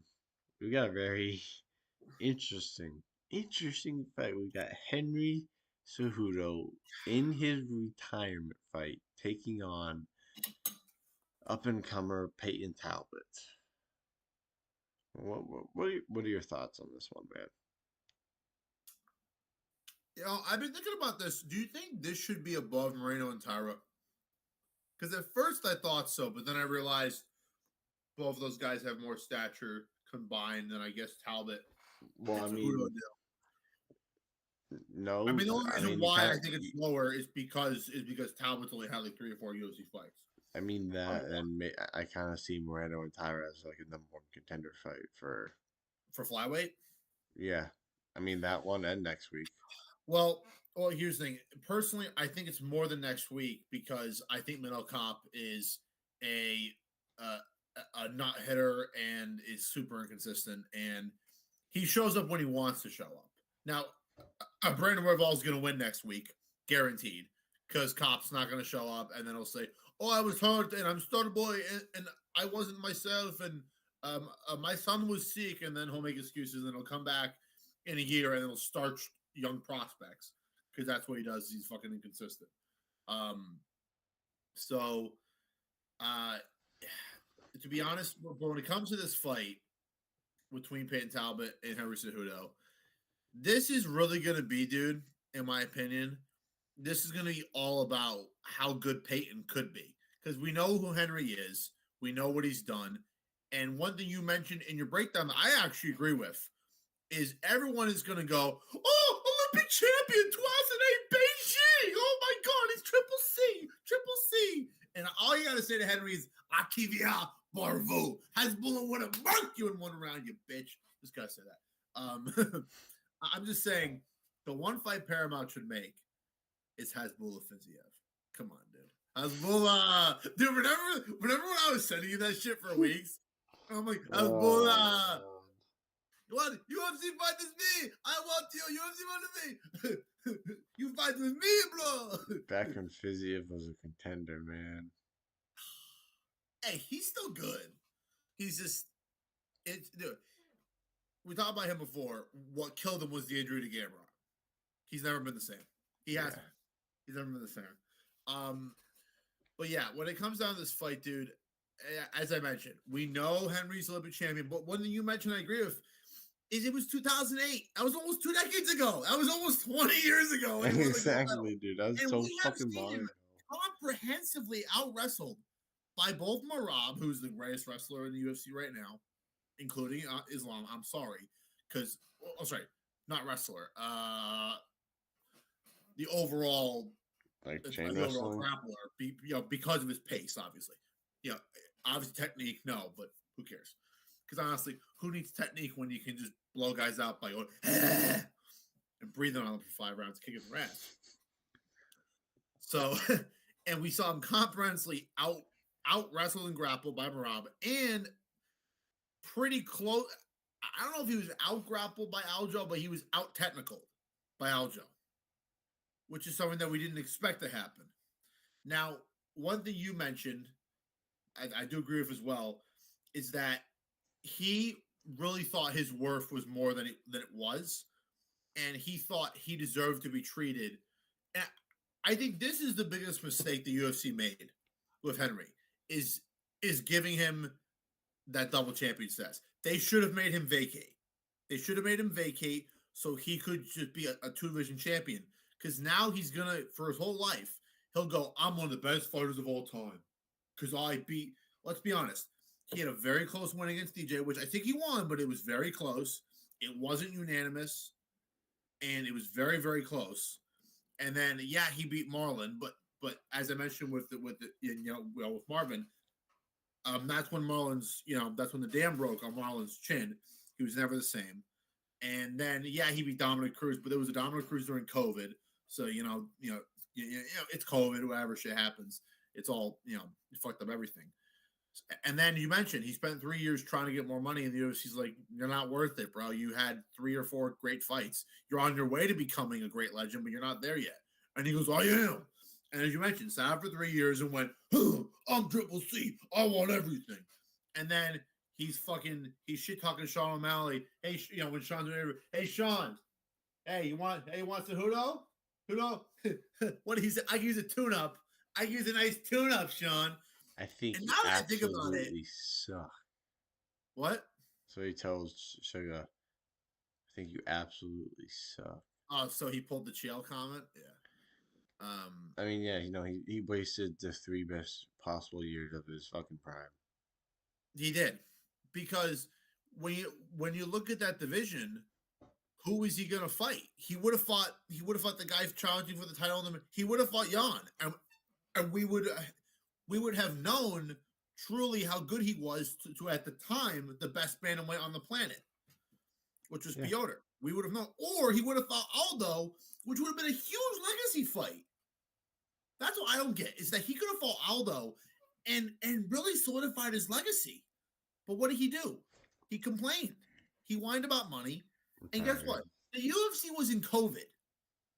The UFC was never gonna give all the money because they're wasting money on all this testing and stuff, and it's COVID. Why would they pay Henry extortionate amount of money to get a fight with no fans that might not even sell well when everyone's in the fucking hospital? That's how dumb Henry is, in my opinion. I think you'd agree to that too. And then he comes back and he's lost 3 straight. The last fight, the Song, which I thought was kind of embarrassing. And here's the whole thing. Here's the thing. It wouldn't surprise me. It wouldn't surprise me if he does come out here and he sits on top and pretty much does what Ronnie Barcelos did. I wouldn't be surprised. But dude, we do have to consider that that's what could happen. But if Henry is fighting the way he's been fighting, he's going to try to strike, which in that case favors Payton. He's younger, faster, stronger, a lot more speed. Dominating fast leg kicks. He's got, in my opinion, I think Payton's got. He needs to refine it, but his jab, it's very sloppy, but he puts it in the right place. He always puts it in good range. He needs to refine it. It's really sloppy, and it makes me want to vomit when I see it. But it's in the right position, and it's good, especially with someone like Henry who's going to be shorter and slower. So, for all those reasons, I'm going to go with Payton Talbot winning this fight by decision. I think we're going to really see a broken down and sort of collapsed version of Henry after this fight ends, whether it's a decision or finish. He's going to be on the stool going, pretty much gasping and having nothing left. And this is the end of Triple C. Over. He doesn't use his wrestling nearly as much as he used to in his fights. He's going to have to. He's going to have to in this fight because I don't know how he expects to outstrike Payton Talbot. Because Payton got out-wrestled by Ronnie Barcelos, but then he did show improvements in the Felipe Lima fight. And I just don't think Henry's going to be able to come in here. Here's the whole thing. This is the problem. We don't know Felipe Lima's wrestling relative to Ronnie Barcelos. We do know that Muhammad Naimov, a super highly valued grappler, got out-grappled and submitted by Lima. And then shortly after that, we have, he out-wrestled Miles Johns, who's mediocre. And then, Payton Talbot showed great strides in grappling. Now, I don't know if he's made a leap in a whole year to out-grapple Henry Cejudo. But I don't think he's going to need to out-grapple Henry Cejudo. I think he's just going to be able to do enough to keep this fight on his feet. That's where I'm leaning to as well, because as we both mentioned, we don't think that Henry Cejudo is the same guy he used to be where he can keep that up.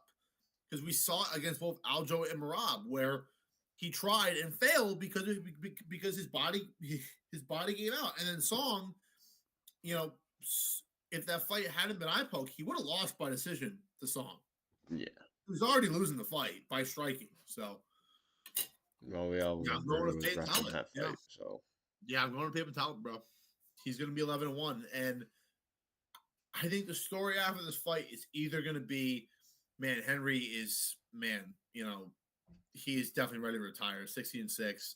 He had a good run, but in my opinion, if he does lose this fight, see, for most UFC people, his legacy is complete for them.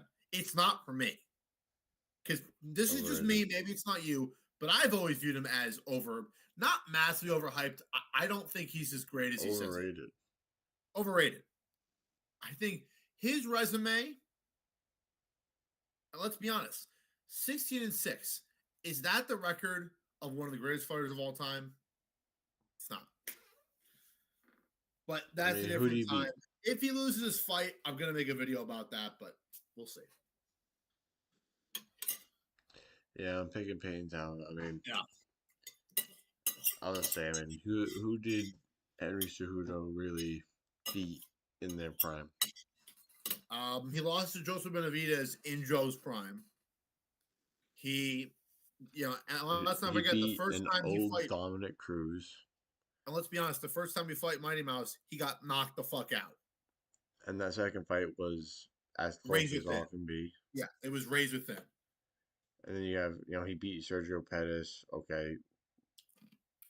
But Sergio Pettis, miraculously beat Magomedov, the 50th of his name, by a freaking spinning elbow. Otherwise, he would have lost. He also sucked out TJ. See, all right, when it comes to that fight for me is an enigma because I think you agree with me. That fight never should have took place. Never should have took place. Well, it took place because they wanted Mighty Mouse to take the fight. What? The only reason it took place was because Henry said yes because they've been asking Mighty Mouse to do that fight for fucking years. Yeah, but here's the thing: the Mighty Mouse said in interviews before that point, Mighty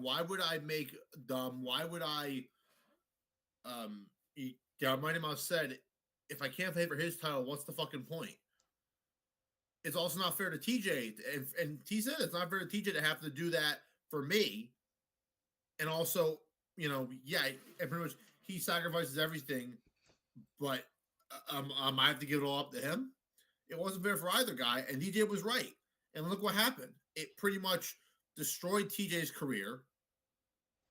It did. It destroyed TJ's career. I'll always maintain that. I mean, he sort of recovered, but not really. In terms of his career, I'm sure he recovered his life, but his career never recovered. And really, when you think about it, without that whole thing, dude, perhaps that Merab might have been fighting TJ for his first title shot. Maybe TJ is still champion 3 years ago. Who knows? Maybe. Who knows? You never know. Let's move on. But we're both picking Peyton. So Peyton's out of it. Yeah, let's move on. This fight should be his coming of age fight. It should be. We'll see. Okay, so we got, and this is something that I want to ask you. We have the Brandon Moreno versus Tatsuro Taira. Pretty much a number contender fight at flyweight. I think it does depend on who wins the main event or the co-main event, because if Moreno wins this fight and Pantoja somehow beats Josh Fan, which he's not gonna. Well, I did say in my what'd you say? Well, the flyweight division video. Oh, okay.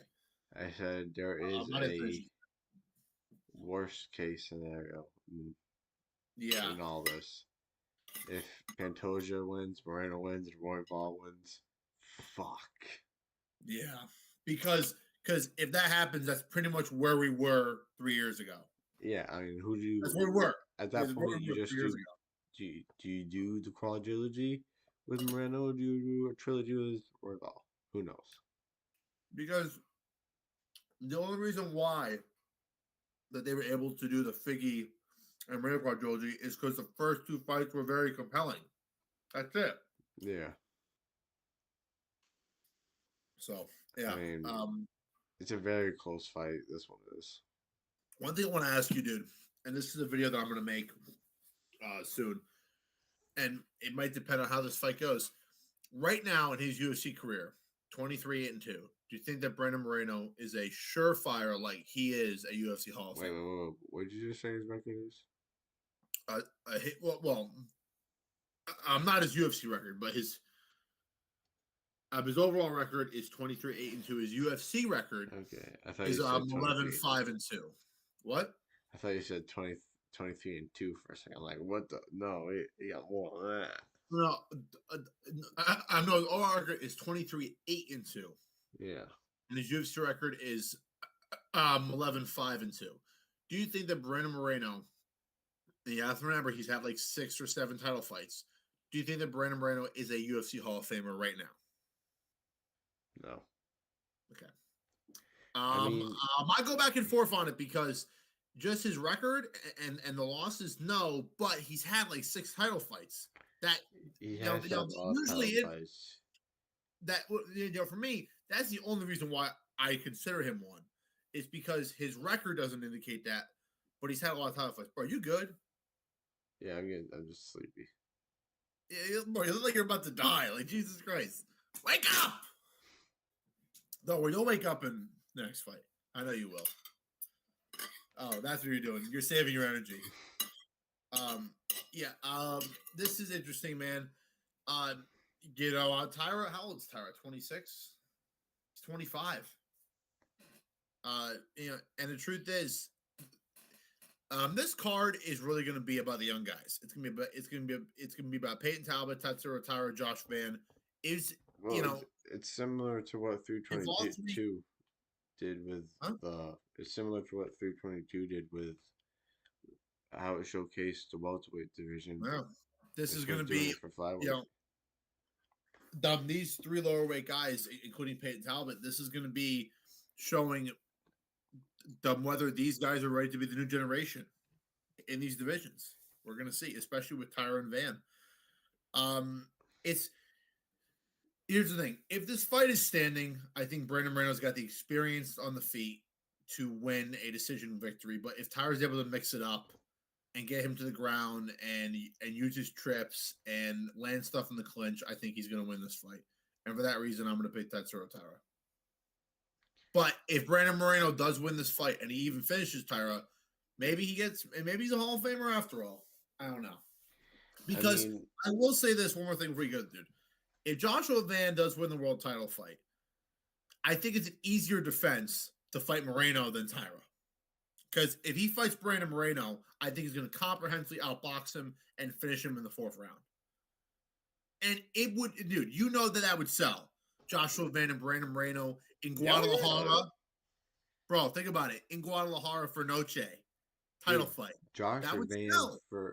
Josh Van versus any four of these next flyweight fighters in this fight or in next week's fight is marketable.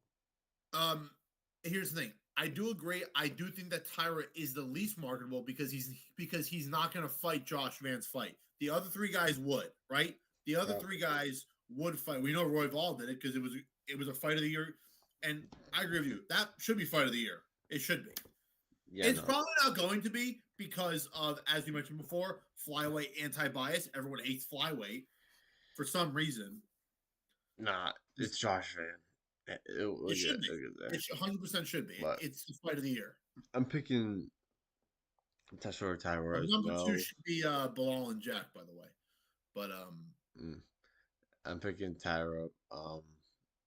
I think yeah, he is going to surprise people in the striking. I think he's not the better okay. striker than Moreno, no way. But Not even close in my I opinion. think his speed.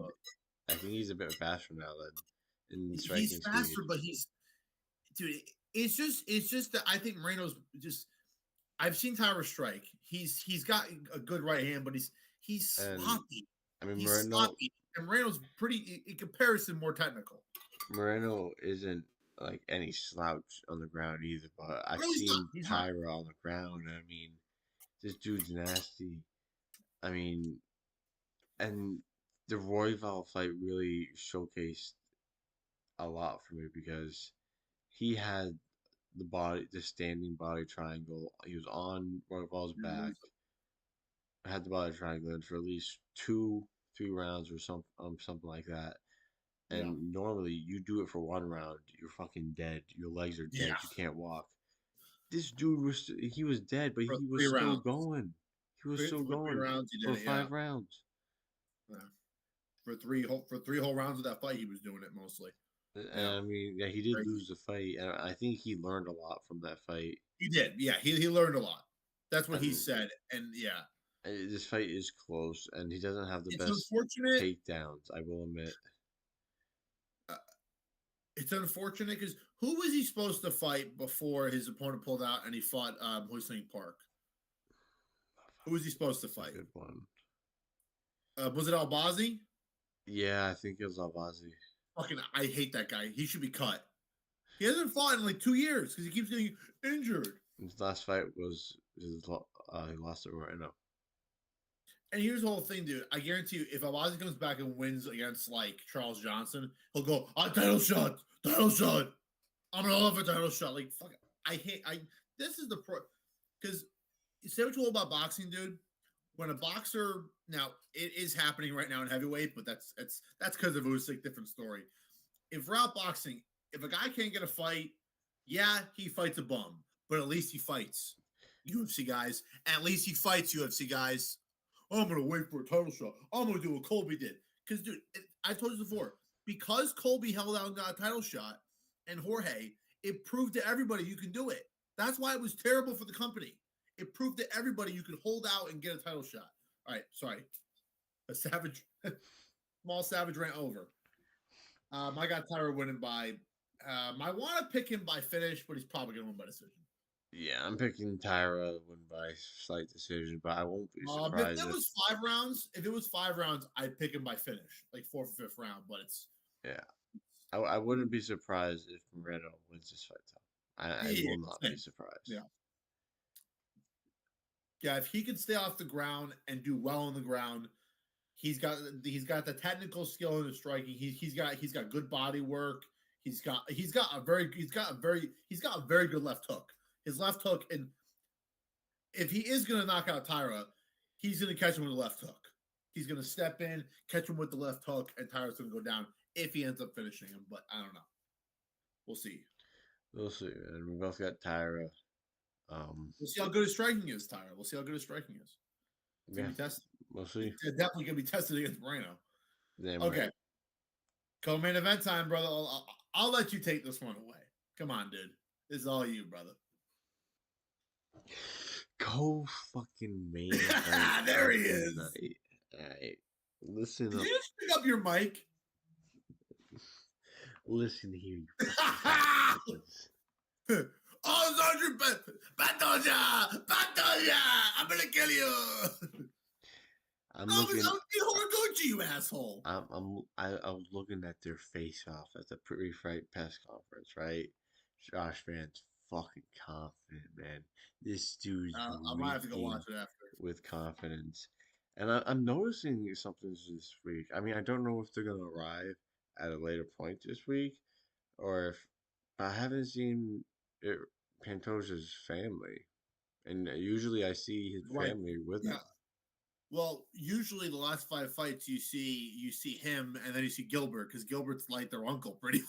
Yeah, I mean, that is one thing. I know Gilbert's been losing, but every time Pantoja wins, it's his wife, his kids, and then Uncle Gilbert. I saw his kids. Talking on like one of his YouTube videos, and one of them was like, "Where's Uncle Gilbert?" And he's like, "Oh yeah, he's getting his ass kicked." Earlier this year, I haven't seen any of them. I made 3 predictions. Corey to beat Marab. Not this, dude. This could backfire on you. You keep bringing it up, you asshole.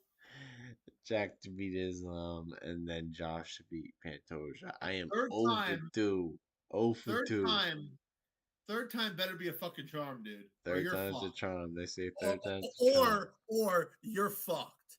You're fucked. Well, listen. This is mini blessed Holloway right here. If you're wrong, the entire city of Houston's gonna burn you to the ground if you ever step foot there. Probably. But this is mini blessed Holloway. The prophecy. But if he is blessed Holloway, here's the thing. I'll pass back to you in a second. If he is blessed Holloway, then Pantoja's gonna be Aldo in this fight. Yeah, that's how I perfectly envisioned it, dude. Dominant Brazilian champion. Dude, that would be because, bro, when you watch back that fight, yes, he had the Conor loss, which is different in Pantoja. We haven't seen him ever get chinned, so it's different in that regard, right? We haven't seen him get chinned like that because he took Figgy in his prime's best shot and still never went down. So that's something. But I will say this. Nobody expected Aldo to get broken down that badly by Max Holloway, who was kind of sort of unproven to that point in some degree at Super Bowl level, right? And he went in there and out and beat and just broke down. And now, here's the thing. there is a big difference in style. Aldo did not fight like Pantoja. He's not a come forward mauler. He's patient. He uses kicks and stuff. I'll come back to this once you're done, but I just wanted to say that. Go ahead. Well, I just know what we're talking about. I mean, I'll say this about Pantoja. His nickname, the Cannibal, is as fitting as any nickname. It's as fitting as the guy in the main event's nickname. So, It um, is. I mean, he walks forward, he eats all Um, the shots. yeah, I'll say this, bro. Both these guys have two of the best nicknames in the UFC. They really do. I mean, And also Josh and Piotr. I mean, Fearless and No Mercy. Pretty good nicknames in the co-main event, dude. I mean, No Mercy. he walks forward, he just throws with reckless abandon. He does anything he can to get his opponent out of there. Um, doesn't care what you throw back at him. Never been knocked out, never been finished. Took shots from fucking Figgy, and we know all remember how hard that guy hit at 125. He is like a But fucking. Figgy was not a He's boxer. putting out Umar. I'm saying now. He's putting out Umar. It's over. Figgy is a power puncher with Yeah. wrestling and jiu-jitsu. He's not a Very good pure jiu-jitsu. combination boxer. He is not a guy who can string not one, two, three combinations. He goes 1, 2, 3, 4, 5, 6 piece combinations. He's this man in Joshua Van, this young stud who is reeking with confidence this fight week.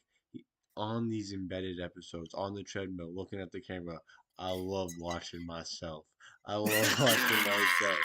This dude is pure confidence, and he has that Yeah. type of confidence these young contenders have, where they haven't met somebody who has been able to push them to the limit and And physically and mentally break them. And well, I will agree, Pantoja is the yeah, type of guy who can he can probably do definitely that. do that. Yeah. But we saw Josh Fan against the Royval fight, and Royval is as chaotic as any fighter ever in the flyweight division. And Josh Fan is calm. Josh Fan Yeah. has composure. He's not Including like Pantoja. panicking or anything. So yes, Yeah. Pantoja is going to bring a different type of pressure and pace to this fight, but I think Josh is going to stay calm, cool, and composed. And Alessandro Pantoja hasn't met a guy who strings these combinations together and can Yeah, I have something put about that. these Yeah. punches on him, dude. And yeah, Okay. I can 100% eat my fucking words and be wrong, and Pantoja can come in here and submit Josh Van within 3 rounds like he did to Kai Kara France. But I got a feeling, man. I got a gut feeling. And yeah, I've been wrong before. We know this. But I just got a feeling this time. And I think Josh Fan What are the odds? is history does not repeat, but it rhymes, and we're seeing a different version of Millie Bless Holloway, man. A very young champion. Max was He's got the young when he tats. became champion, dude. He got the tats. He's confident as The shit. tats, the He confidence, kind of looks like him young. He bought. Oh man, I know. and his stature, his frame, the way he's It's built, perfect. I It's think perfect is for gonna Pantoja. I Perfect for think it's gonna cause problems with yeah, Pantoja, perfect for bro. Pantoja. I think Josh Van has Because got the tools to you get said this the done. And stature, hey, dude. he doesn't get this done. This will not be his only title fight in his Oh career. God, no. He And will he be is. back. Here's the thing. I'll say this. Are you done with your thing, or do you want to? Yeah, go ahead. Right. So, one thing about that his stature is that he's for a flyweight. He's actually kind of he's not like he's not like He's not. small, dude. He's small for a No, flyweight. no, no, no. Well, that's not what I'm saying. He's. I'm not saying that he's the Illyria, he's the fucking Illyria, Latifi, like a big fat bowling ball, but he's Fucking but Latifi. I mean, he was a big fat bowling Parker ball. Porker. Oh my god, where are you going? talking to this guy here. Fingers down. No, you're good. No, so in terms of his stature, he's actually pretty wide for a flyweight in terms of his shoulders. Like he's got the broad shoulders that a really good boxer has. Pantoja has the kind of slimmer frame shoulders of a come forward sort of kind of a very aggressive inside fighter does in MMA. And that's about the stature. I think it's a good thing. Number two, this fight is really going to be this is going to, and so when it comes down to it, as Isaiah mentioned with the Aldo thing, we have to look back at how certain guys with skills similar to Van have fought in Pantoja. Number one, Brandon Moreno. In their fight, and I'm not talking about the fight they had in the UFC years ago or the tough fight. I'm talking about the title fight in which Pantoja won his world title. That fight was not a blowout for Pantoja. He did not win that fight 5-0. When he fought Brandon Moreno for the title, I'm talking about, dude. Yeah, 290. Yeah, it was not a blowout for Pantoja. He won, but the moments close. In the moments that Moreno had success, where did he have success in? Mid-range combination punching. You know, and the problem was Moreno was so worried about getting taken down, like every guy, and because, you know, if you think about it, it was probably next to the Usyk fight was the closest fight Pantoja has had since he won the title. Was his title win and then the Usyk fight. That was, you know, both of those were his closest fights, right? That he's had since winning the title. So, you know, and if you look at now, you know, yeah, you had Royval, but really, when Pantoja fought Royval, he just controlled him against the cage and just controlled to win the fight, and he won the fight. Royval had success in the striking, but in the points where both Usyk, you know, some Royval, but mostly Moreno, in that fight, Moreno, the success he had, because it was 5 rounds, because I gave Moreno rounds 2 and 3. I thought that, you know, Pantoja definitely round 1 won because he took him down 5 times, and round 4 and 5 he just had more in the tank. I think Moreno had at that point already had, you know, and I think it's unfortunate that he had the whole thing with, you know, he had the Kai Kara France fight, and then he had the, you know, the 50,000 fights with Figgy. That took a lot out of him. You know, that's a lot of rounds, and you know, and the last 2 were decisions, and he lost, and he really shouldn't have won. Or he shouldn't have lost in the third fight to Figgy. He didn't have enough in tank, and he had some wear and tear. All of these things, wear and tear. Josh has none of that. He's fresh. He's young. He's fresh. And here's the thing: when it goes, yes, he lost Charles Johnson, but what did he do? Went back in the gym, got working, and he's come out even better. And let's just He was say, back 3 months later after the knockout at the Sphere against Edgar Chairez. And let's be honest, it wasn't a bad knockout. It was accumulation. He was winning the fight. It wasn't a punch. Or it was a punch, but he got caught with an wasn't uppercut. One punch. What? He got caught with an uppercut. Yeah, but it wasn't out cold though. No. Yeah, you know, yeah, it dropped him, but dude, he's young, and it's okay to get dropped when you're young if you can rebound a certain way. And I've said, worst case scenario, dude, in this fight is Josh Van in round 4 or 5. He's just he just doesn't have the man strength, Pantoja, and he gets beat. And guess what?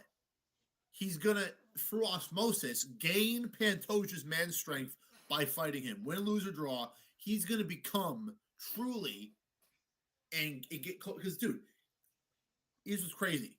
Joshua Van is, in my opinion, seeing his progression, I think he's 2 years away from the beginning of his prime. He's not even at his prime yet.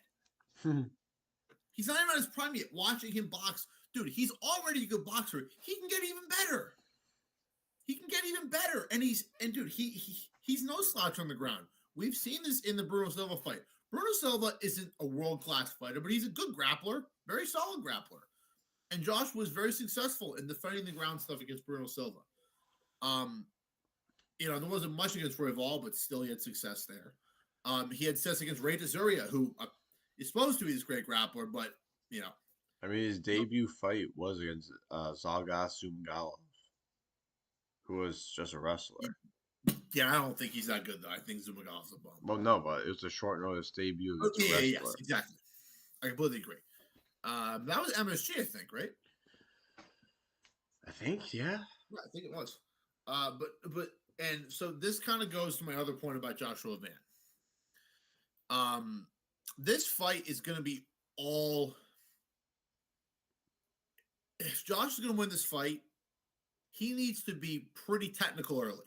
He can't go out there and number one, and you know this. Number one, he has to do is avoid the round one mauling. That Pantoja's done to both Kaya Sakura and the Kai Kara France. If he can avoid that, he's in the game. At that point, it becomes a war of attrition, which Pantoja usually wins because he's just. But here's the thing: we saw him get Steve Erceg in that fifth round. Steve Erceg has said he regrets not going for it as more than he did because it was 2-2. He could have won the fight in that fifth round. He could have won the fight, and Pantoja just had a little more. Joshua Van, if it gets to that fifth round, dude, and it's 2-2, I have full confidence that Joshua Van, I have more confidence that Joshua Van's age and youth will come to the forefront and give him a little boost than I have confidence that Pantoja's age won't catch up with him in that fifth round after a war of attrition. We've seen Joshua Van in wars of attrition. He functions pretty damn well for a young kid in MMA. He was in a war of attrition with Edgar Chaez, a good grinder. He got through it. He was in a war of attrition against Bruno Silva, finished him. He was in a war of attrition with a guy who fought Pantoja twice. One of those times, a decision going 5 rounds. He dropped Royval after clearly beating him over 3 rounds, almost finishing him, dropping him in the last part of the round. We know Joshua Van can compete in these war of attrition slug matches. We're just now we have to prove it. Can he do it against probably the second greatest flyweight of all time? Yeah, I mean, we're gonna see. And we have this belief that if he gets to that fifth round and he's got something in the tank, I think he has the confidence to go, all right, Pantoja, come on, let's go one more time. And also one thing is, I mentioned this, back to the whole technical aspect. He has to, dude. Josh has a very good jab. He doesn't use it as much as he needs to. He really should use it more. He's gonna have to use it in this fight. Yeah. If he just thinks that going to the body is gonna work, it's not. Because that was a mistake Moreno did. Moreno tried to go to the body in round 2, and Pantoja was like, "Fuck you! I'm the cannibal Pantoja. Come on!" And it didn't work. Now, I think Josh should still go to the body, but he's got to enter with his jab. He can't get inside of Pantoja because Pantoja inside will start doing this.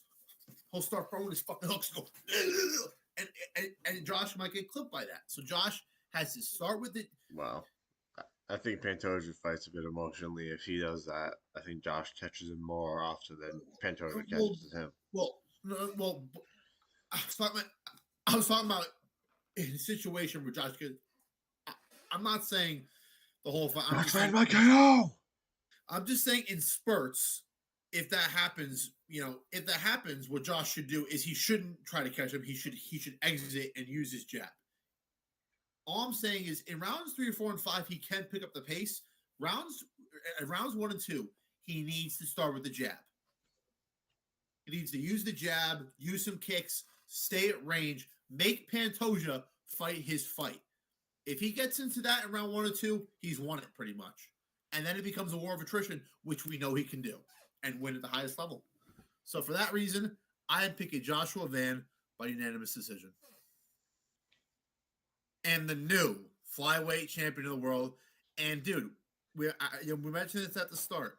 If he pulls this off, and dude, if he pulls it off, puts the belt on himself, all confident, going, "Yeah, Joe, I told you the winner was getting Joshua Van." He says something cocky like that, dude. This kid's gonna become the biggest star in the company. He's got the moxie, he's got the gab, he's got the swag, he's got the style. Oh, and guess what? If he loses to one of the greatest fighters of the last decade. So guess what? It's a win-win. It's a win-win for Josh. Now, obviously, one win is going to propel him to a stratosphere. The other win will be a slow grind. It's still a win-win. But obviously, I agree with you, dude. He's getting this done. I don't know if he puts... The only way that he finishes Pantoja, I think, is if it's like a round 5 version of Holloway and Aldo, where like Pantoja just Sometimes the dam's there's got to so break. much damage. What? Sometimes the dam's got to break. And bro, sometimes it doesn't. I mentioned that with Marvin. You are right, and sometimes it's not a power puncher that gets it done. It's a volume puncher that does it, like Max versus Justin. Well, that's what I was gonna say. Is that usually when a guy gets broken down and beaten, it's not from one punch. It's from accumulation of 50 good, solid right hand shots to the chin or the head. It's about volume, and we know Joshua. And also, one thing Josh is going to be is Josh is going to be the far more accurate striker. Not like massively, but he's going to be more. If there were punch stats, he is going to definitely in terms of accuracy outland Pantoja. But we're going to see. But in the same breath, if Pantoja takes all that in the first 3 rounds, maybe he comes through it. Who knows? We'll see. But I'm going with Josh Fan by decision, dude. At the start of the week, I was like, Pantoja's too much.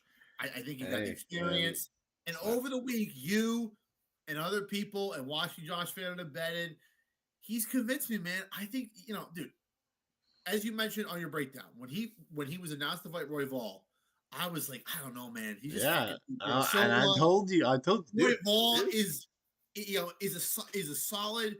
And even when they fought, I'm like, Josh is doing well, but it's close. And then at that last minute, when I'm like, holy! I remember telling you when we're sitting there, I'm like, this kid's the real deal. I was like, you were right. He's the real fucking deal, dude. Gotta see me. He's the real fucking deal. Hey. And guess what? He seemed a little out of sorts when he did the face-off with Pantoja, but this week, nothing is phasing this guy. I love watching myself work out, man. I love how I look. Hey. Oh man. There's some fighters who take 5 years to get to the highest level, and hey, maybe Josh Van's one of those guys. He started training 5 years ago. I do. Isn't that fucking nuts? It's happening. I'm not going 0 for 3. All right, let's not bring that up because let's not. Okay, just forget about that for now. Think about Josh Van.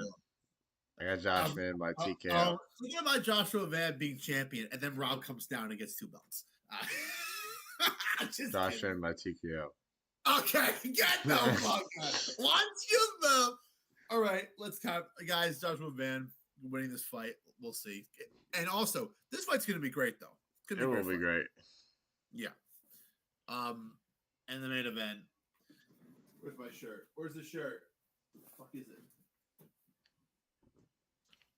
Purian. Marab! You fuckers. It's Marab. He's fucking... Listen to me. As soon as I see someone go, Marab has staph, he's won it. He's undefeated on staph. He's undefeated having staph infection. So if I see him get staph, I'm like, we're winning. Guys, let's be honest. He's going to win this fight. He's the machine. He's invincible. He could have one leg and still win this fight by split decision. He's the machine. You can't stop him. You can't control him. He's the machine. I'm going to say this and I'll be done. I think Petr Yan's going to give a good performance. I think he's going to try his best. And he might even hurt Marab briefly. But Marab's the machine. And I don't believe him or John. I don't think that John Wood's ever going to let him in this right now title reign ever get complacent. And he's going to win by unanimous decision. Maybe even TKO. What?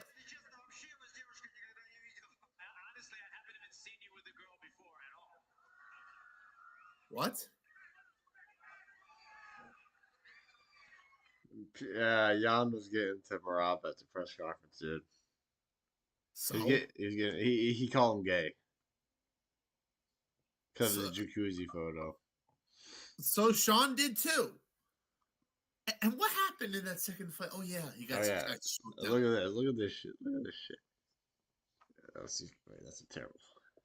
Are you trying to get my goat? Look at Pantoja's Josh. face, man. He doesn't look in for it, man. Look at Josh. He looks tired, dude. He's getting it done. We're not on that fight anymore, dude. We're No, at the main sorry. event. Yeah, you're right. Marab. Marab! No mercy for Jan.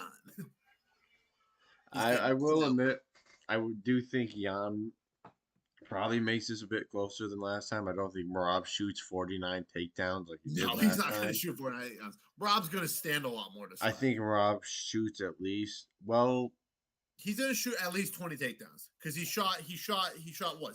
16 against Corey, 17 takedowns. 37. Well, I was wrong. Whoops. Here's Let's fight when he landed. He probably landed 17. That's what I'm yeah. thinking of. I'm gonna play devil's advocate just for a tiny bit. Go ahead. No worry. I do think Marab he's getting more confident in his stand up. Arguably, rightfully so. Rightfully so. He almost finished Corey Sandhagen. Piotr doesn't have the knockout power anymore, dude. That's not what I'm getting at. Okay. I don't think Marab has evolved to the point where these one shot KO hitters like Sean O'Malley, that's not gonna get the job done anymore. Okay. Like we've seen Marab get hurt by Henry and Marlon by those one shots. That's not gonna get work anymore. He's gotten better. He's evolved past that point. I agree. It's gonna take a guy who is technically well rounded and skilled, like Pyotr Yan, not someone like Umar Nurmagomedov, who Boom. is a boom. Who's getting put out by Figgy in January? Yeah, I fucking hope so. Okay, I'm letting you know. I'm putting $50 on Figgy. I'm putting $50 on Figgy. Already, he's like plus 450, so I'm making bank. But I think Marab is going to just stand up more this fight because he's more confident in the stand up. And bro, he almost knocked out Corey Sandhagen. I know I said that. Yeah. But against a guy who's technically sound like Jan, it will be closer. It will be closer. It will be closer. I think Rob doesn't shoot as many takedowns. Maybe he shoots like max 25 takedowns this fight. Maybe. Because he wants to stand more. But arguably, I do think Rob does end up winning. Because you look at their last fight, Marab has evolved a lot more than Jan has evolved. And Marab just keeps getting better. Jan is getting better too, but Marab's just on a different trajectory right now that it's hard to stop. The only knock I'm gonna give him, the only thing that I think could maybe hurt him, not like is a fourth cut. This is they watch him out. Take it easy. He's the only guy I'll do this for. Rob's different. He's special, so it might not affect him. But we did see, like, if you cut weight too many times in the year, it does get to you at some point. Like, yeah, that's a good point. Yeah. RDR, we saw him quit. I'm not saying Rob will quit, but maybe it affects him a little bit. Maybe it affects his gas tank a little bit, and then that makes the fight a bit closer. But I think I want to talk about it could be a 48, maybe 40, 49, 46, 49, 46, 48, 47 decision from Rob. I wouldn't be surprised if here's my thing with this dude. The only fear I have with my favorite fighter on the entire planet in MMA. Jan did stuff 35 takedowns that first fight. We have to remember Jan. He did stuff 35 takedowns that first fight. But here's the thing. We talk about this. That's not Marab's goal.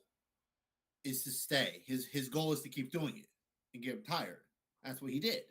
He got bro. What was Jan's face after the fight? Now, what was Marab's face? Sean O'Malley, fuck you! I'll keep training. I don't keep smoking. I'm coming. Okay, this now, and here's the thing. You do make a good, you do make a good point. Yes, cutting weight a bunch doesn't help. And here's the thing, Joshua Van's young enough where he can do it. It's easy. He's young enough to cut the weight. His body's young. He can do that. Rob is 34. I don't think he can keep it up. Now, here's the thing. After this fight, I don't want to see Marab till April. If he's in there in March, I'm fucking killing him.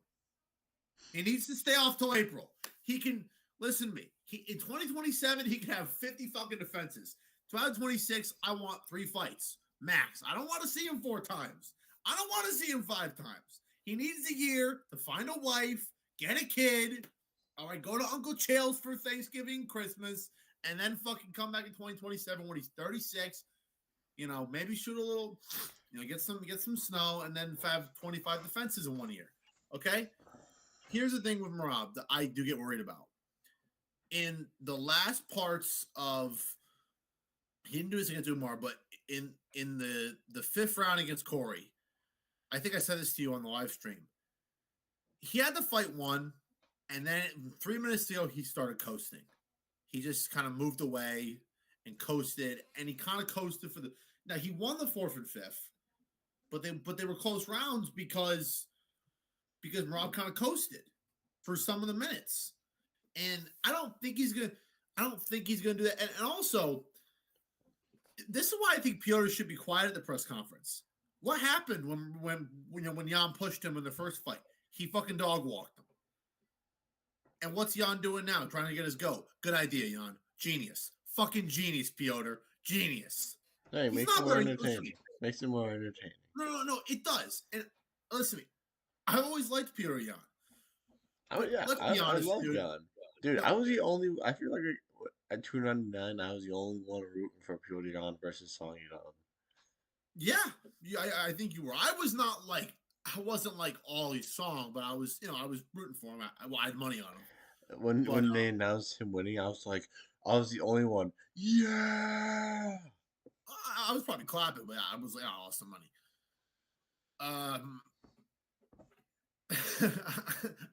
Honestly, I think Gabe's dad said something about like betting on chinks or something like that. Sorry, Chinese people. I'm sorry. I didn't mean to say that slur.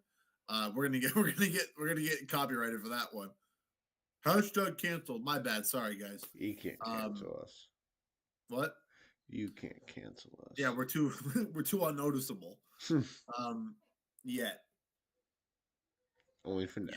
Yeah, for now. But here's the thing. No offense to Piotr. Yeah, I think you know this, bro. Dude, I love him with his sons. He loves his sons. He really does. He loves his kids. And Marab did say this week that he really respects that about Jan. He's a father and a husband. He really respects that about him. And he says he roots for him. Not going to be the case after he kills him on Saturday, but, that's what happens. Because, what happens is Marab tries to be your friend, and then you go, I don't like you because you're good. And Marab goes, okay, I smish. And then he beats you. No offense to Piotr, he is kind of stupid. When he landed that knee against Aljo, he went, I don't need it. He was showing, like, dude, you hit him when he was down. Like, how is that not obvious, Piotr? Come on, dude. They tell you the rules in the freaking dressing room. So, and he's stupid enough to push Marab in their first fight and then get dog walked. Dude, he's a great fighter. I just personally don't think he's that in his head very intelligent. He does some stupid things. So this is going to cost them, and it's over. Marab by TKO round 2. No. What's going to happen is, here's the thing. If Marab doesn't coast, he's going to TKO Piotr in the 4th round. If he doesn't coast. If he coasts, he'll win, as you said, 49-46. And maybe 2 of the cards are 48-47. I don't know. you make a good point that Petr Yan's combination punching and his overall volume that he's going to produce is good. If Marab stays in front of him and allows to get hit, yeah, it's a problem.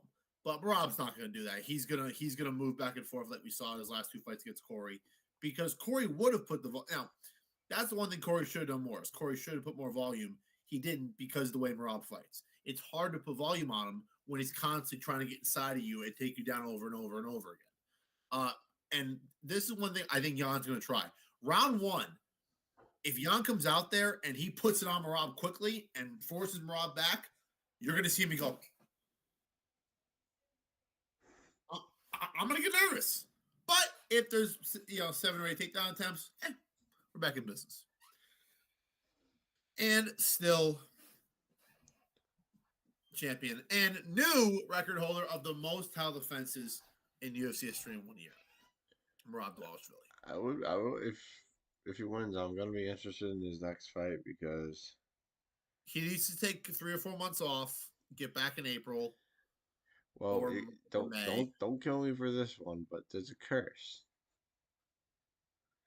Yeah, take it with a. I'm gonna indulge you because we're on a fucking. If we were not on live, I'd fucking walk out right now. Go ahead, tell me your Mr. Prophecy, man. It's the fighter of the year. So wrong about these. Honestly, I just ignore them. Go ahead. It's the I'm staring at the Sterling O'Malley picture, 292 poster, and you told me 50,000 Aljamain Sterling curses that would affect Sean O'Malley, and none of them happened. None of them. You said like 50 the whole week, and none of them took place. But go ahead, give me another curse, Isaiah. The UFC fighter of the year, dog. They end up losing their next fight, dog. It even happened to Pereira, and he's special. Okay. So they lose the next fight if you win fight of the year. Yeah, but he's won it back to back, though. Who? Pereira? Well, didn't Merab win it last year too? No, last year was Pereira. What are you talking about? Oh, I thought Merab only fought twice last year. when did Merab win Fighter of the Year? This year. 2025. When? Recently. I thought that was like, I must be losing it. Well, yeah, he is Fighter of the Year. Well, I mean, there's no one that can come close. Yeah. Okay, come on, let's get out of here. All right, let's be serious here, Coxside. Let's be serious. What outside of Pereira, who has done it? Pereira, then who? Pereira lost. Usman lost. Before that, it started. It started in 2021, dog. With who? Usman. Yeah, but he lost in 2023 to Leon. How does that make sense? None of this makes sense. I have a photo. Makes sense. You twist them into your own prophecy ways to get me fucking worried. And I've gone, bro, when you started this, I used to freak out about, I used to take all your shit seriously with this prophecy shit. So you never took my shit seriously. Don't you fucking lie. Because it's you say 50,000 a day. How can I take it seriously? You're fucking, all right? God damn it, Ronnie. You're fucking nuts. Take it easy. You're fucking nuts, dude. All right, guys. Sorry about Isaiah's 50th prophecy of the damn podcast. Jesus Christ. Hey, man. I gotta do it. So, hold on a second. I need to look this up. Who was UFC Fighter of the Year 2022, right? Because Leon beat Kamaru in 2023, correct? Yeah. Was Alex Pereira 2022? Oh shit! Is that when he lost to Izzy? Fuck. Hold on a second.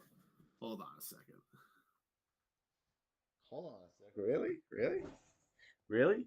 2020 Izzy then lost to Jan. 2021, I'm walking away. lost to I'm walking Usman, away. lost to Leon. Marab 2022, is immune. Marab is immune. He's the machine. He's 2022 not Charles human. lost to Islam next. 2023 Leon lost to Bilal next. Leon was not fighter of the year. Leon, bro, fucking Leon isn't even fighter of the week. It's a can. Hey man, All right, hold on. Are you sure about this 2021?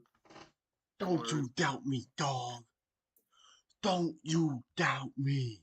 Okay, guess what? 2023 was Islam. When did he lose? What? 20. It says UFC How Fighter of did the Year Islam win 2023 was Islam. 2023? That That's what it motherfucker. says. That's what it says. UFC Fighter of the Year was 2023 was. What the fuck am I looking at? It says Leon. I'm gonna not look. Oh, okay, no. The company did. Is the UFC's version? This might be a lot like a media, like a different. Like yeah, no, I think this is the ESPN one I'm looking at, maybe. Okay, so you know what, dude? Just stop with this prophecy. We're done. We're done. We're done with You this. can't deny me. You can't deny me, Dude. If I had a tracker of how many of your prophecies were proven right, it'd be like 5 to 50, or 5 to 100. It'd be 5 succeeding, 100 it'd be like losing. 5 what? to fucking 500. Pretty much, yeah. You're So very rarely fucking wrong. wrong. This is, and also all those guys you mentioned, Isaiah, they're human beings. Rob's not human. Hey, not Alex. What? Not Pereira. Fuck you talking. What do you mean? What do you mean? Did you see that photo I sent you of Pereira's sons next to McKinney? Yeah, that's right. What the fuck? Dude, we're fucked. What the actual fuck are those dudes made out of? Okay, dude, we need to start giving Rush bread. We gotta get Rush bigger. Rush has gotta get bigger. Rush, where's Rush? Get him some. Stop surfing, Rush. Stop fucking surfing. We know your mom's good at it, but Jesus Christ, stop surfing. You need to eat some bread, Rush. We can't have Pereira's sons dominate for 50 years. No. We need to have some diversity in the sport. Well, because the problem is Izzy. I love Izzy, but he's gonna die. He's gonna die alone. I'm sorry. I hate to be an asshole, but Izzy is gonna be 50 years old at like the MMA awards, and it's gonna be and Ron Asadi. It's gonna be nobody. It's gonna be him and Dan. Dan's gonna be his date, and Dan's gonna be going and punch him in the face. CTE Dan. Yeah, and Izzy's gonna go home and cry because he is so fun. I don't want to bash the guy too much.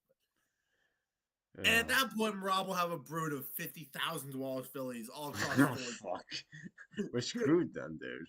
Dude, you're screwed. I'm going to fucking... You kidding me? I'm going to be their Italian uncle. They're going to come to Italy. I'm going to feed them. You have this weird image that they're going to just accept you. You're just going to walk up to them one day like, guys, I'm here to be your family. But they only have one love and it's for themselves, and they just fucking jump and attack you. The Georgians? Nah, bro. Here's why. In 2006, the Republic of Italy issued a proclamation of assistance to the Republic of Georgia in 2006. We sent over a bunch of aid and stuff. So I can remind them, oh, yeah, we love Italians. Okay, I'm in. Dude, as soon as Rob meets me and I'm as fucked up as him, he's gonna be like, "Oh, I love this guy." Oh, dude, I saw a video fucking today of Rob, outside, somewhere. He's hilarious. Someone was, Matt, what he likes to do, like the announcement shit, like Bruce, right? You mean Perino? Yeah. I'm a hot mic. So, there was some random guy who tried to do it for Rob, and Rob fucking just walked off. Like the dude was in the middle of doing it, and Rob was like, "No," he just walked away, dude. He gave no fucks. Well, the Matt's done that from Rob himself. He's done it for him before. It definitely wasn't as good, but fucking hilarious. Well, yeah, because MMA Hot Mike's the GOAT. Shout out to Matt. Bruno's the GOAT, man. Um, yeah. Okay. So that's UFC 323, guys. So now let's give me a good card. It is the last ESPN pay per view. It's gonna be a year, and Paramount's gonna go.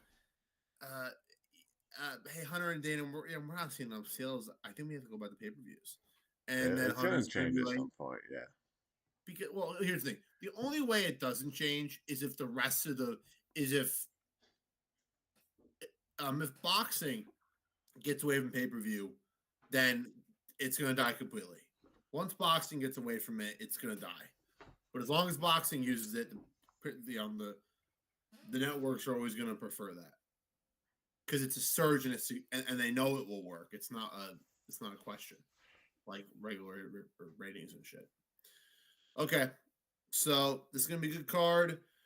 UFC 323 this Saturday at T-Mobile Arena, the last pay per view. Hopefully last one ever. We'll see. Hopefully.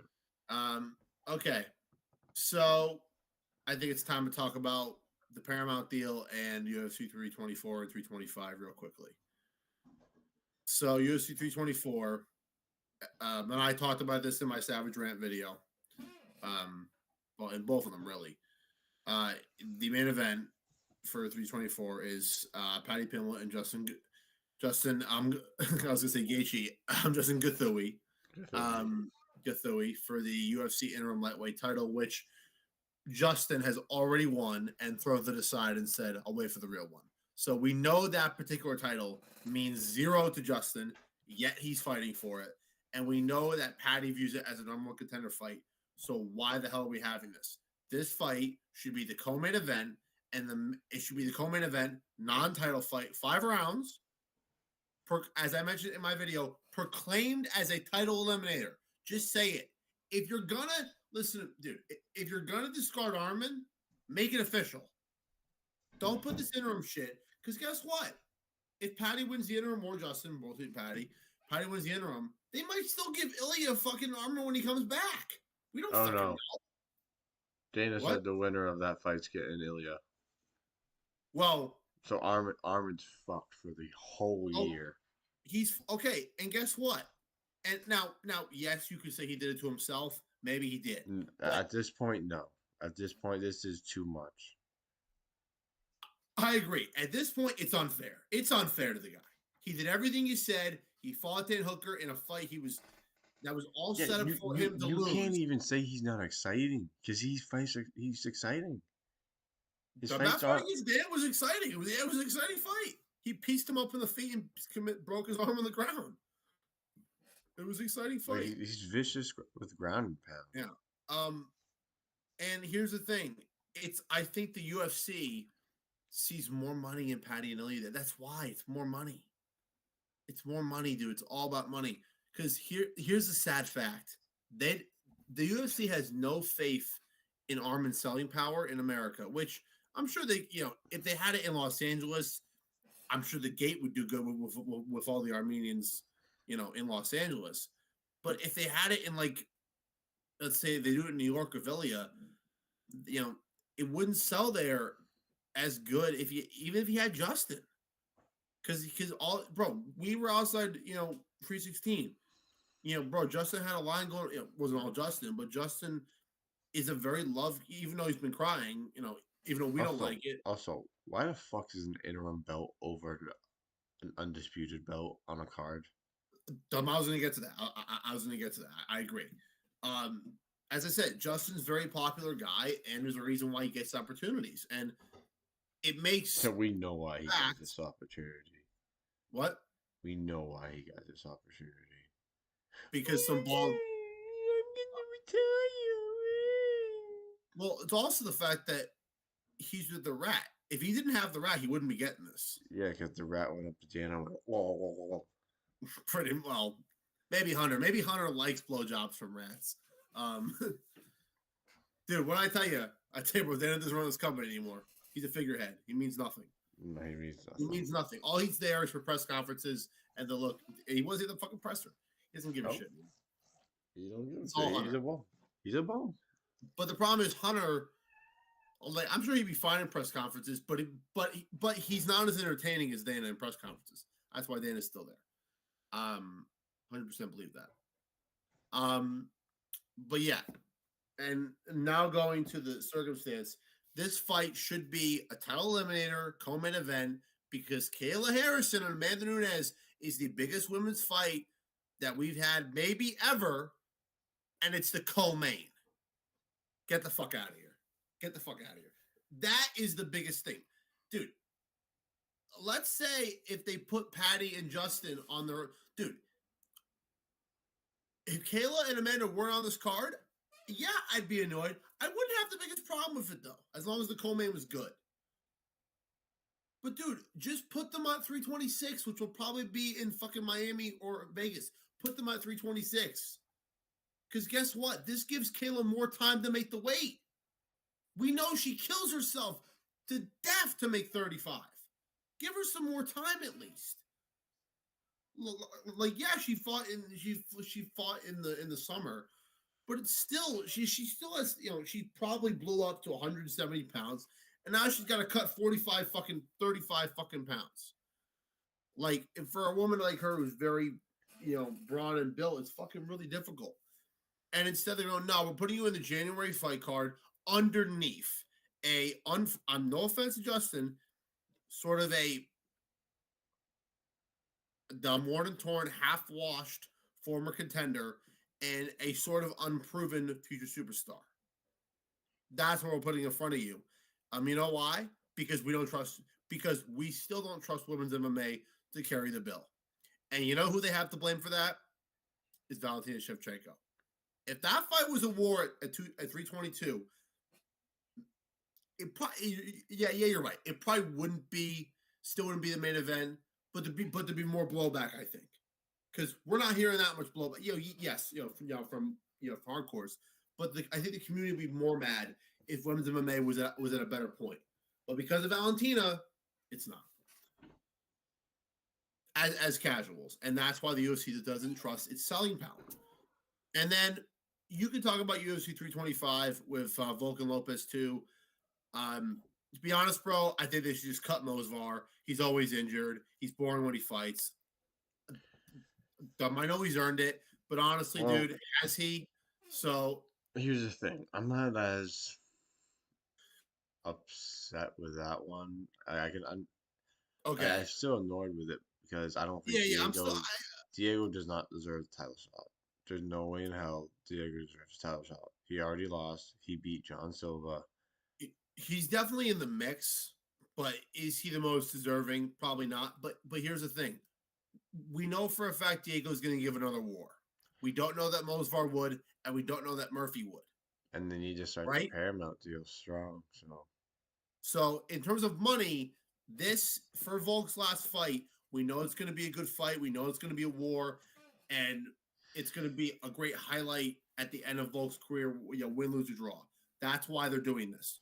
Because guess what? Bad for Lerone Murphy, if he fought Mosvar could beat him all 5 rounds. If he fights Murphy might split decision him. It might be controversial. Maybe, because it'd be the second time that fucking Volk got screwed in his own country when he should have fucking won a fight.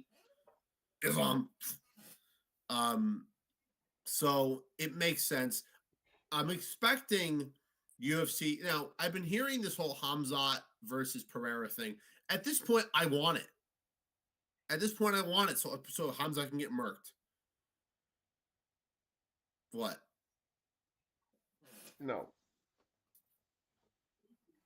Okay. Well, as much as I love Pereira. Well, we'll see. The UFC doesn't care what we think. All right, guys. Well, no, they don't fucking care. They're too busy fucking trying to become boxing. Well, it's working. I'll tell you that much.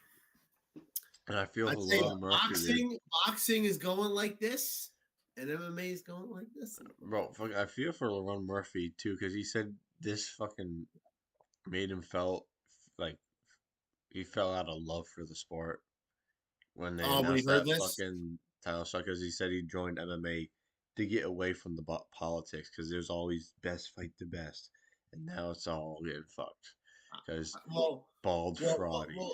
it's the whole thing is like if you're a boxer in the UK domestic scene, Oh, you good night, have to go Kyle. through a lot of what? Good night, Kyle. Oh, good night, man. Yeah, we're being on phone too long. Um, well, we're almost done. Uh, if you're in the UK boxing scene, you really have to go through a lot of shit, and you have to fight a lot of guys that nobody wants to fight, or you have to fight bums, or you have to fight fights that them that you know you're going to lose because this guy's way more experienced than you. So there's so many boxers who by the time they get to the British title, unless they're favored by Eddie Hearn or Frank Warren, they're going to be 15-5 with 4 of the losses being to really good guys who have beaten the shit out of them. So they're already worn, they're already shot more and they're 27 and they should be in their prime, but they've been beat up so much in these big fights that they can't perform as good. And that's what he was sort of alluding to, I think, is that that's why there are more British guys getting into there's still tons of guys getting into boxing, but there are more guys getting MMA in Britain and stuff like this. Now you are right. He is he has boring decisions, but if you look at his resume, he is deserving. Is he more deserving than Mosvar? I don't know, but the reason why Diego's getting it, and here's the thing. Here's why I'm okay with it. If Diego loses, okay, then do Diego Yair in Guadalajara. I want it. I'm sick and tired. That is the biggest fight that Yair will ever have, and he'll pull out in the last minute. I fucking hate that guy. He'll probably never take it. That's exactly why they're making this fucking fight, so they can give Yair another goddamn title shot. What do you mean? They are hoping Oh, Diego Diego wins, wins? so they can make Oh, Diego off of versus Pitbull? Yair. Oh, yeah. You No, you're fucking know right. they're They'll do gonna that. do They'll that. do it. Yeah. In Guadalajara, they'll do Yep, it. yep, yep. I You called you, it. you saying that just fucking made it all make sense. Because you remember that you said they promised me a title shot after the fight, and if I sit out and wait, I'm gonna get my title shot. Yeah, but the only guy he could fight is Diego. I don't know if it's true. I think I did. But I'll say this: if Diego loses the Volk and he vacates, I think the interim fight won't. I think the interim fight might not be Yair or Diego. It could be Mosvar and Murphy, which might save the division, or at least from Yair. But all right, One last thing, Hunter but Campbell did just say they are gonna start releasing fighters for inactivity. I don't know if that's gonna apply to certain you fighters. Like, are six. You are 6 or 7 years too late, Hunter. yeah, But thank you. If this was further proof we needed that he's running the company, we just got it. We just got it. yeah. He's running the company. Because I guarantee you that him, Sean, and Mick have wanted to cut guys that Dana's like, oh, yeah, but this guy was good for me in 2017. He gave me some good help and financially. It's like, Kron no, you Gracie, fuck. What? fucking like Kron Gracie or fucking. Kron Gracie should never have been in the UFC to begin with. You know it. I know it. Everyone knows. Yeah, we all know it. He was only there because of his last name, which I understand. It was okay giving Hoyce and all those guys chances against against Matt Hughes in the late 2000s. I was okay with that years after they were done, but to give their kids, it's just no. Who aren't deserving, come on. Because it screws over guys. I know it's different division, but here's the thing: it screws young guys like Joshua Van and Peyton Talbot because unfortunately the MMA structure is still about big legacy and names. And these young guys who are trying to build their name, they can't build their name because the company doesn't. Because the company here's the problem with MMA, and it's a problem that boxing has used to have, and it had in 2000, but it's evolved past it now. Is the UFC wants to have established names, but they forget you have to build established names to get them. You can't just pick them out of a fucking closet, Isaiah. You can't fucking pick them out of a closet. You have to put the clothes in the closet because you bought them and you earned it.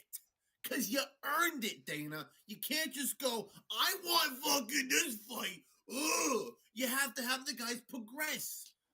And this is something that you've been talking about for the last 2 years. The whole thing about the lack of promotion is so bad because they could be promoting their next generation of money-making superstars. But instead, Even what they're Islam doing came is out and said it. what? Even Islam came out and said they don't promote fighters anymore. They don't try No, and build fighters. no. Because the reason why they don't build it is they would rather, and this contradicts what Dan has said about boxing. And I'm going to call him out right now on this. He has said boxing is a going out of business sale. The UFC is now, I'm sorry, dude, it's becoming a going out of business sale. End podcast. This is Jake. I'm signing off. We're done. Thanks for watching, guys. This is the Fighters Lounge. I'm going to go punch my wall for 10 minutes. I'm just kidding. Fuck you, you bald fraud. Okay. This is going to do it. Thanks for watching the Fighters Lounge. My name is Jake. I already ended.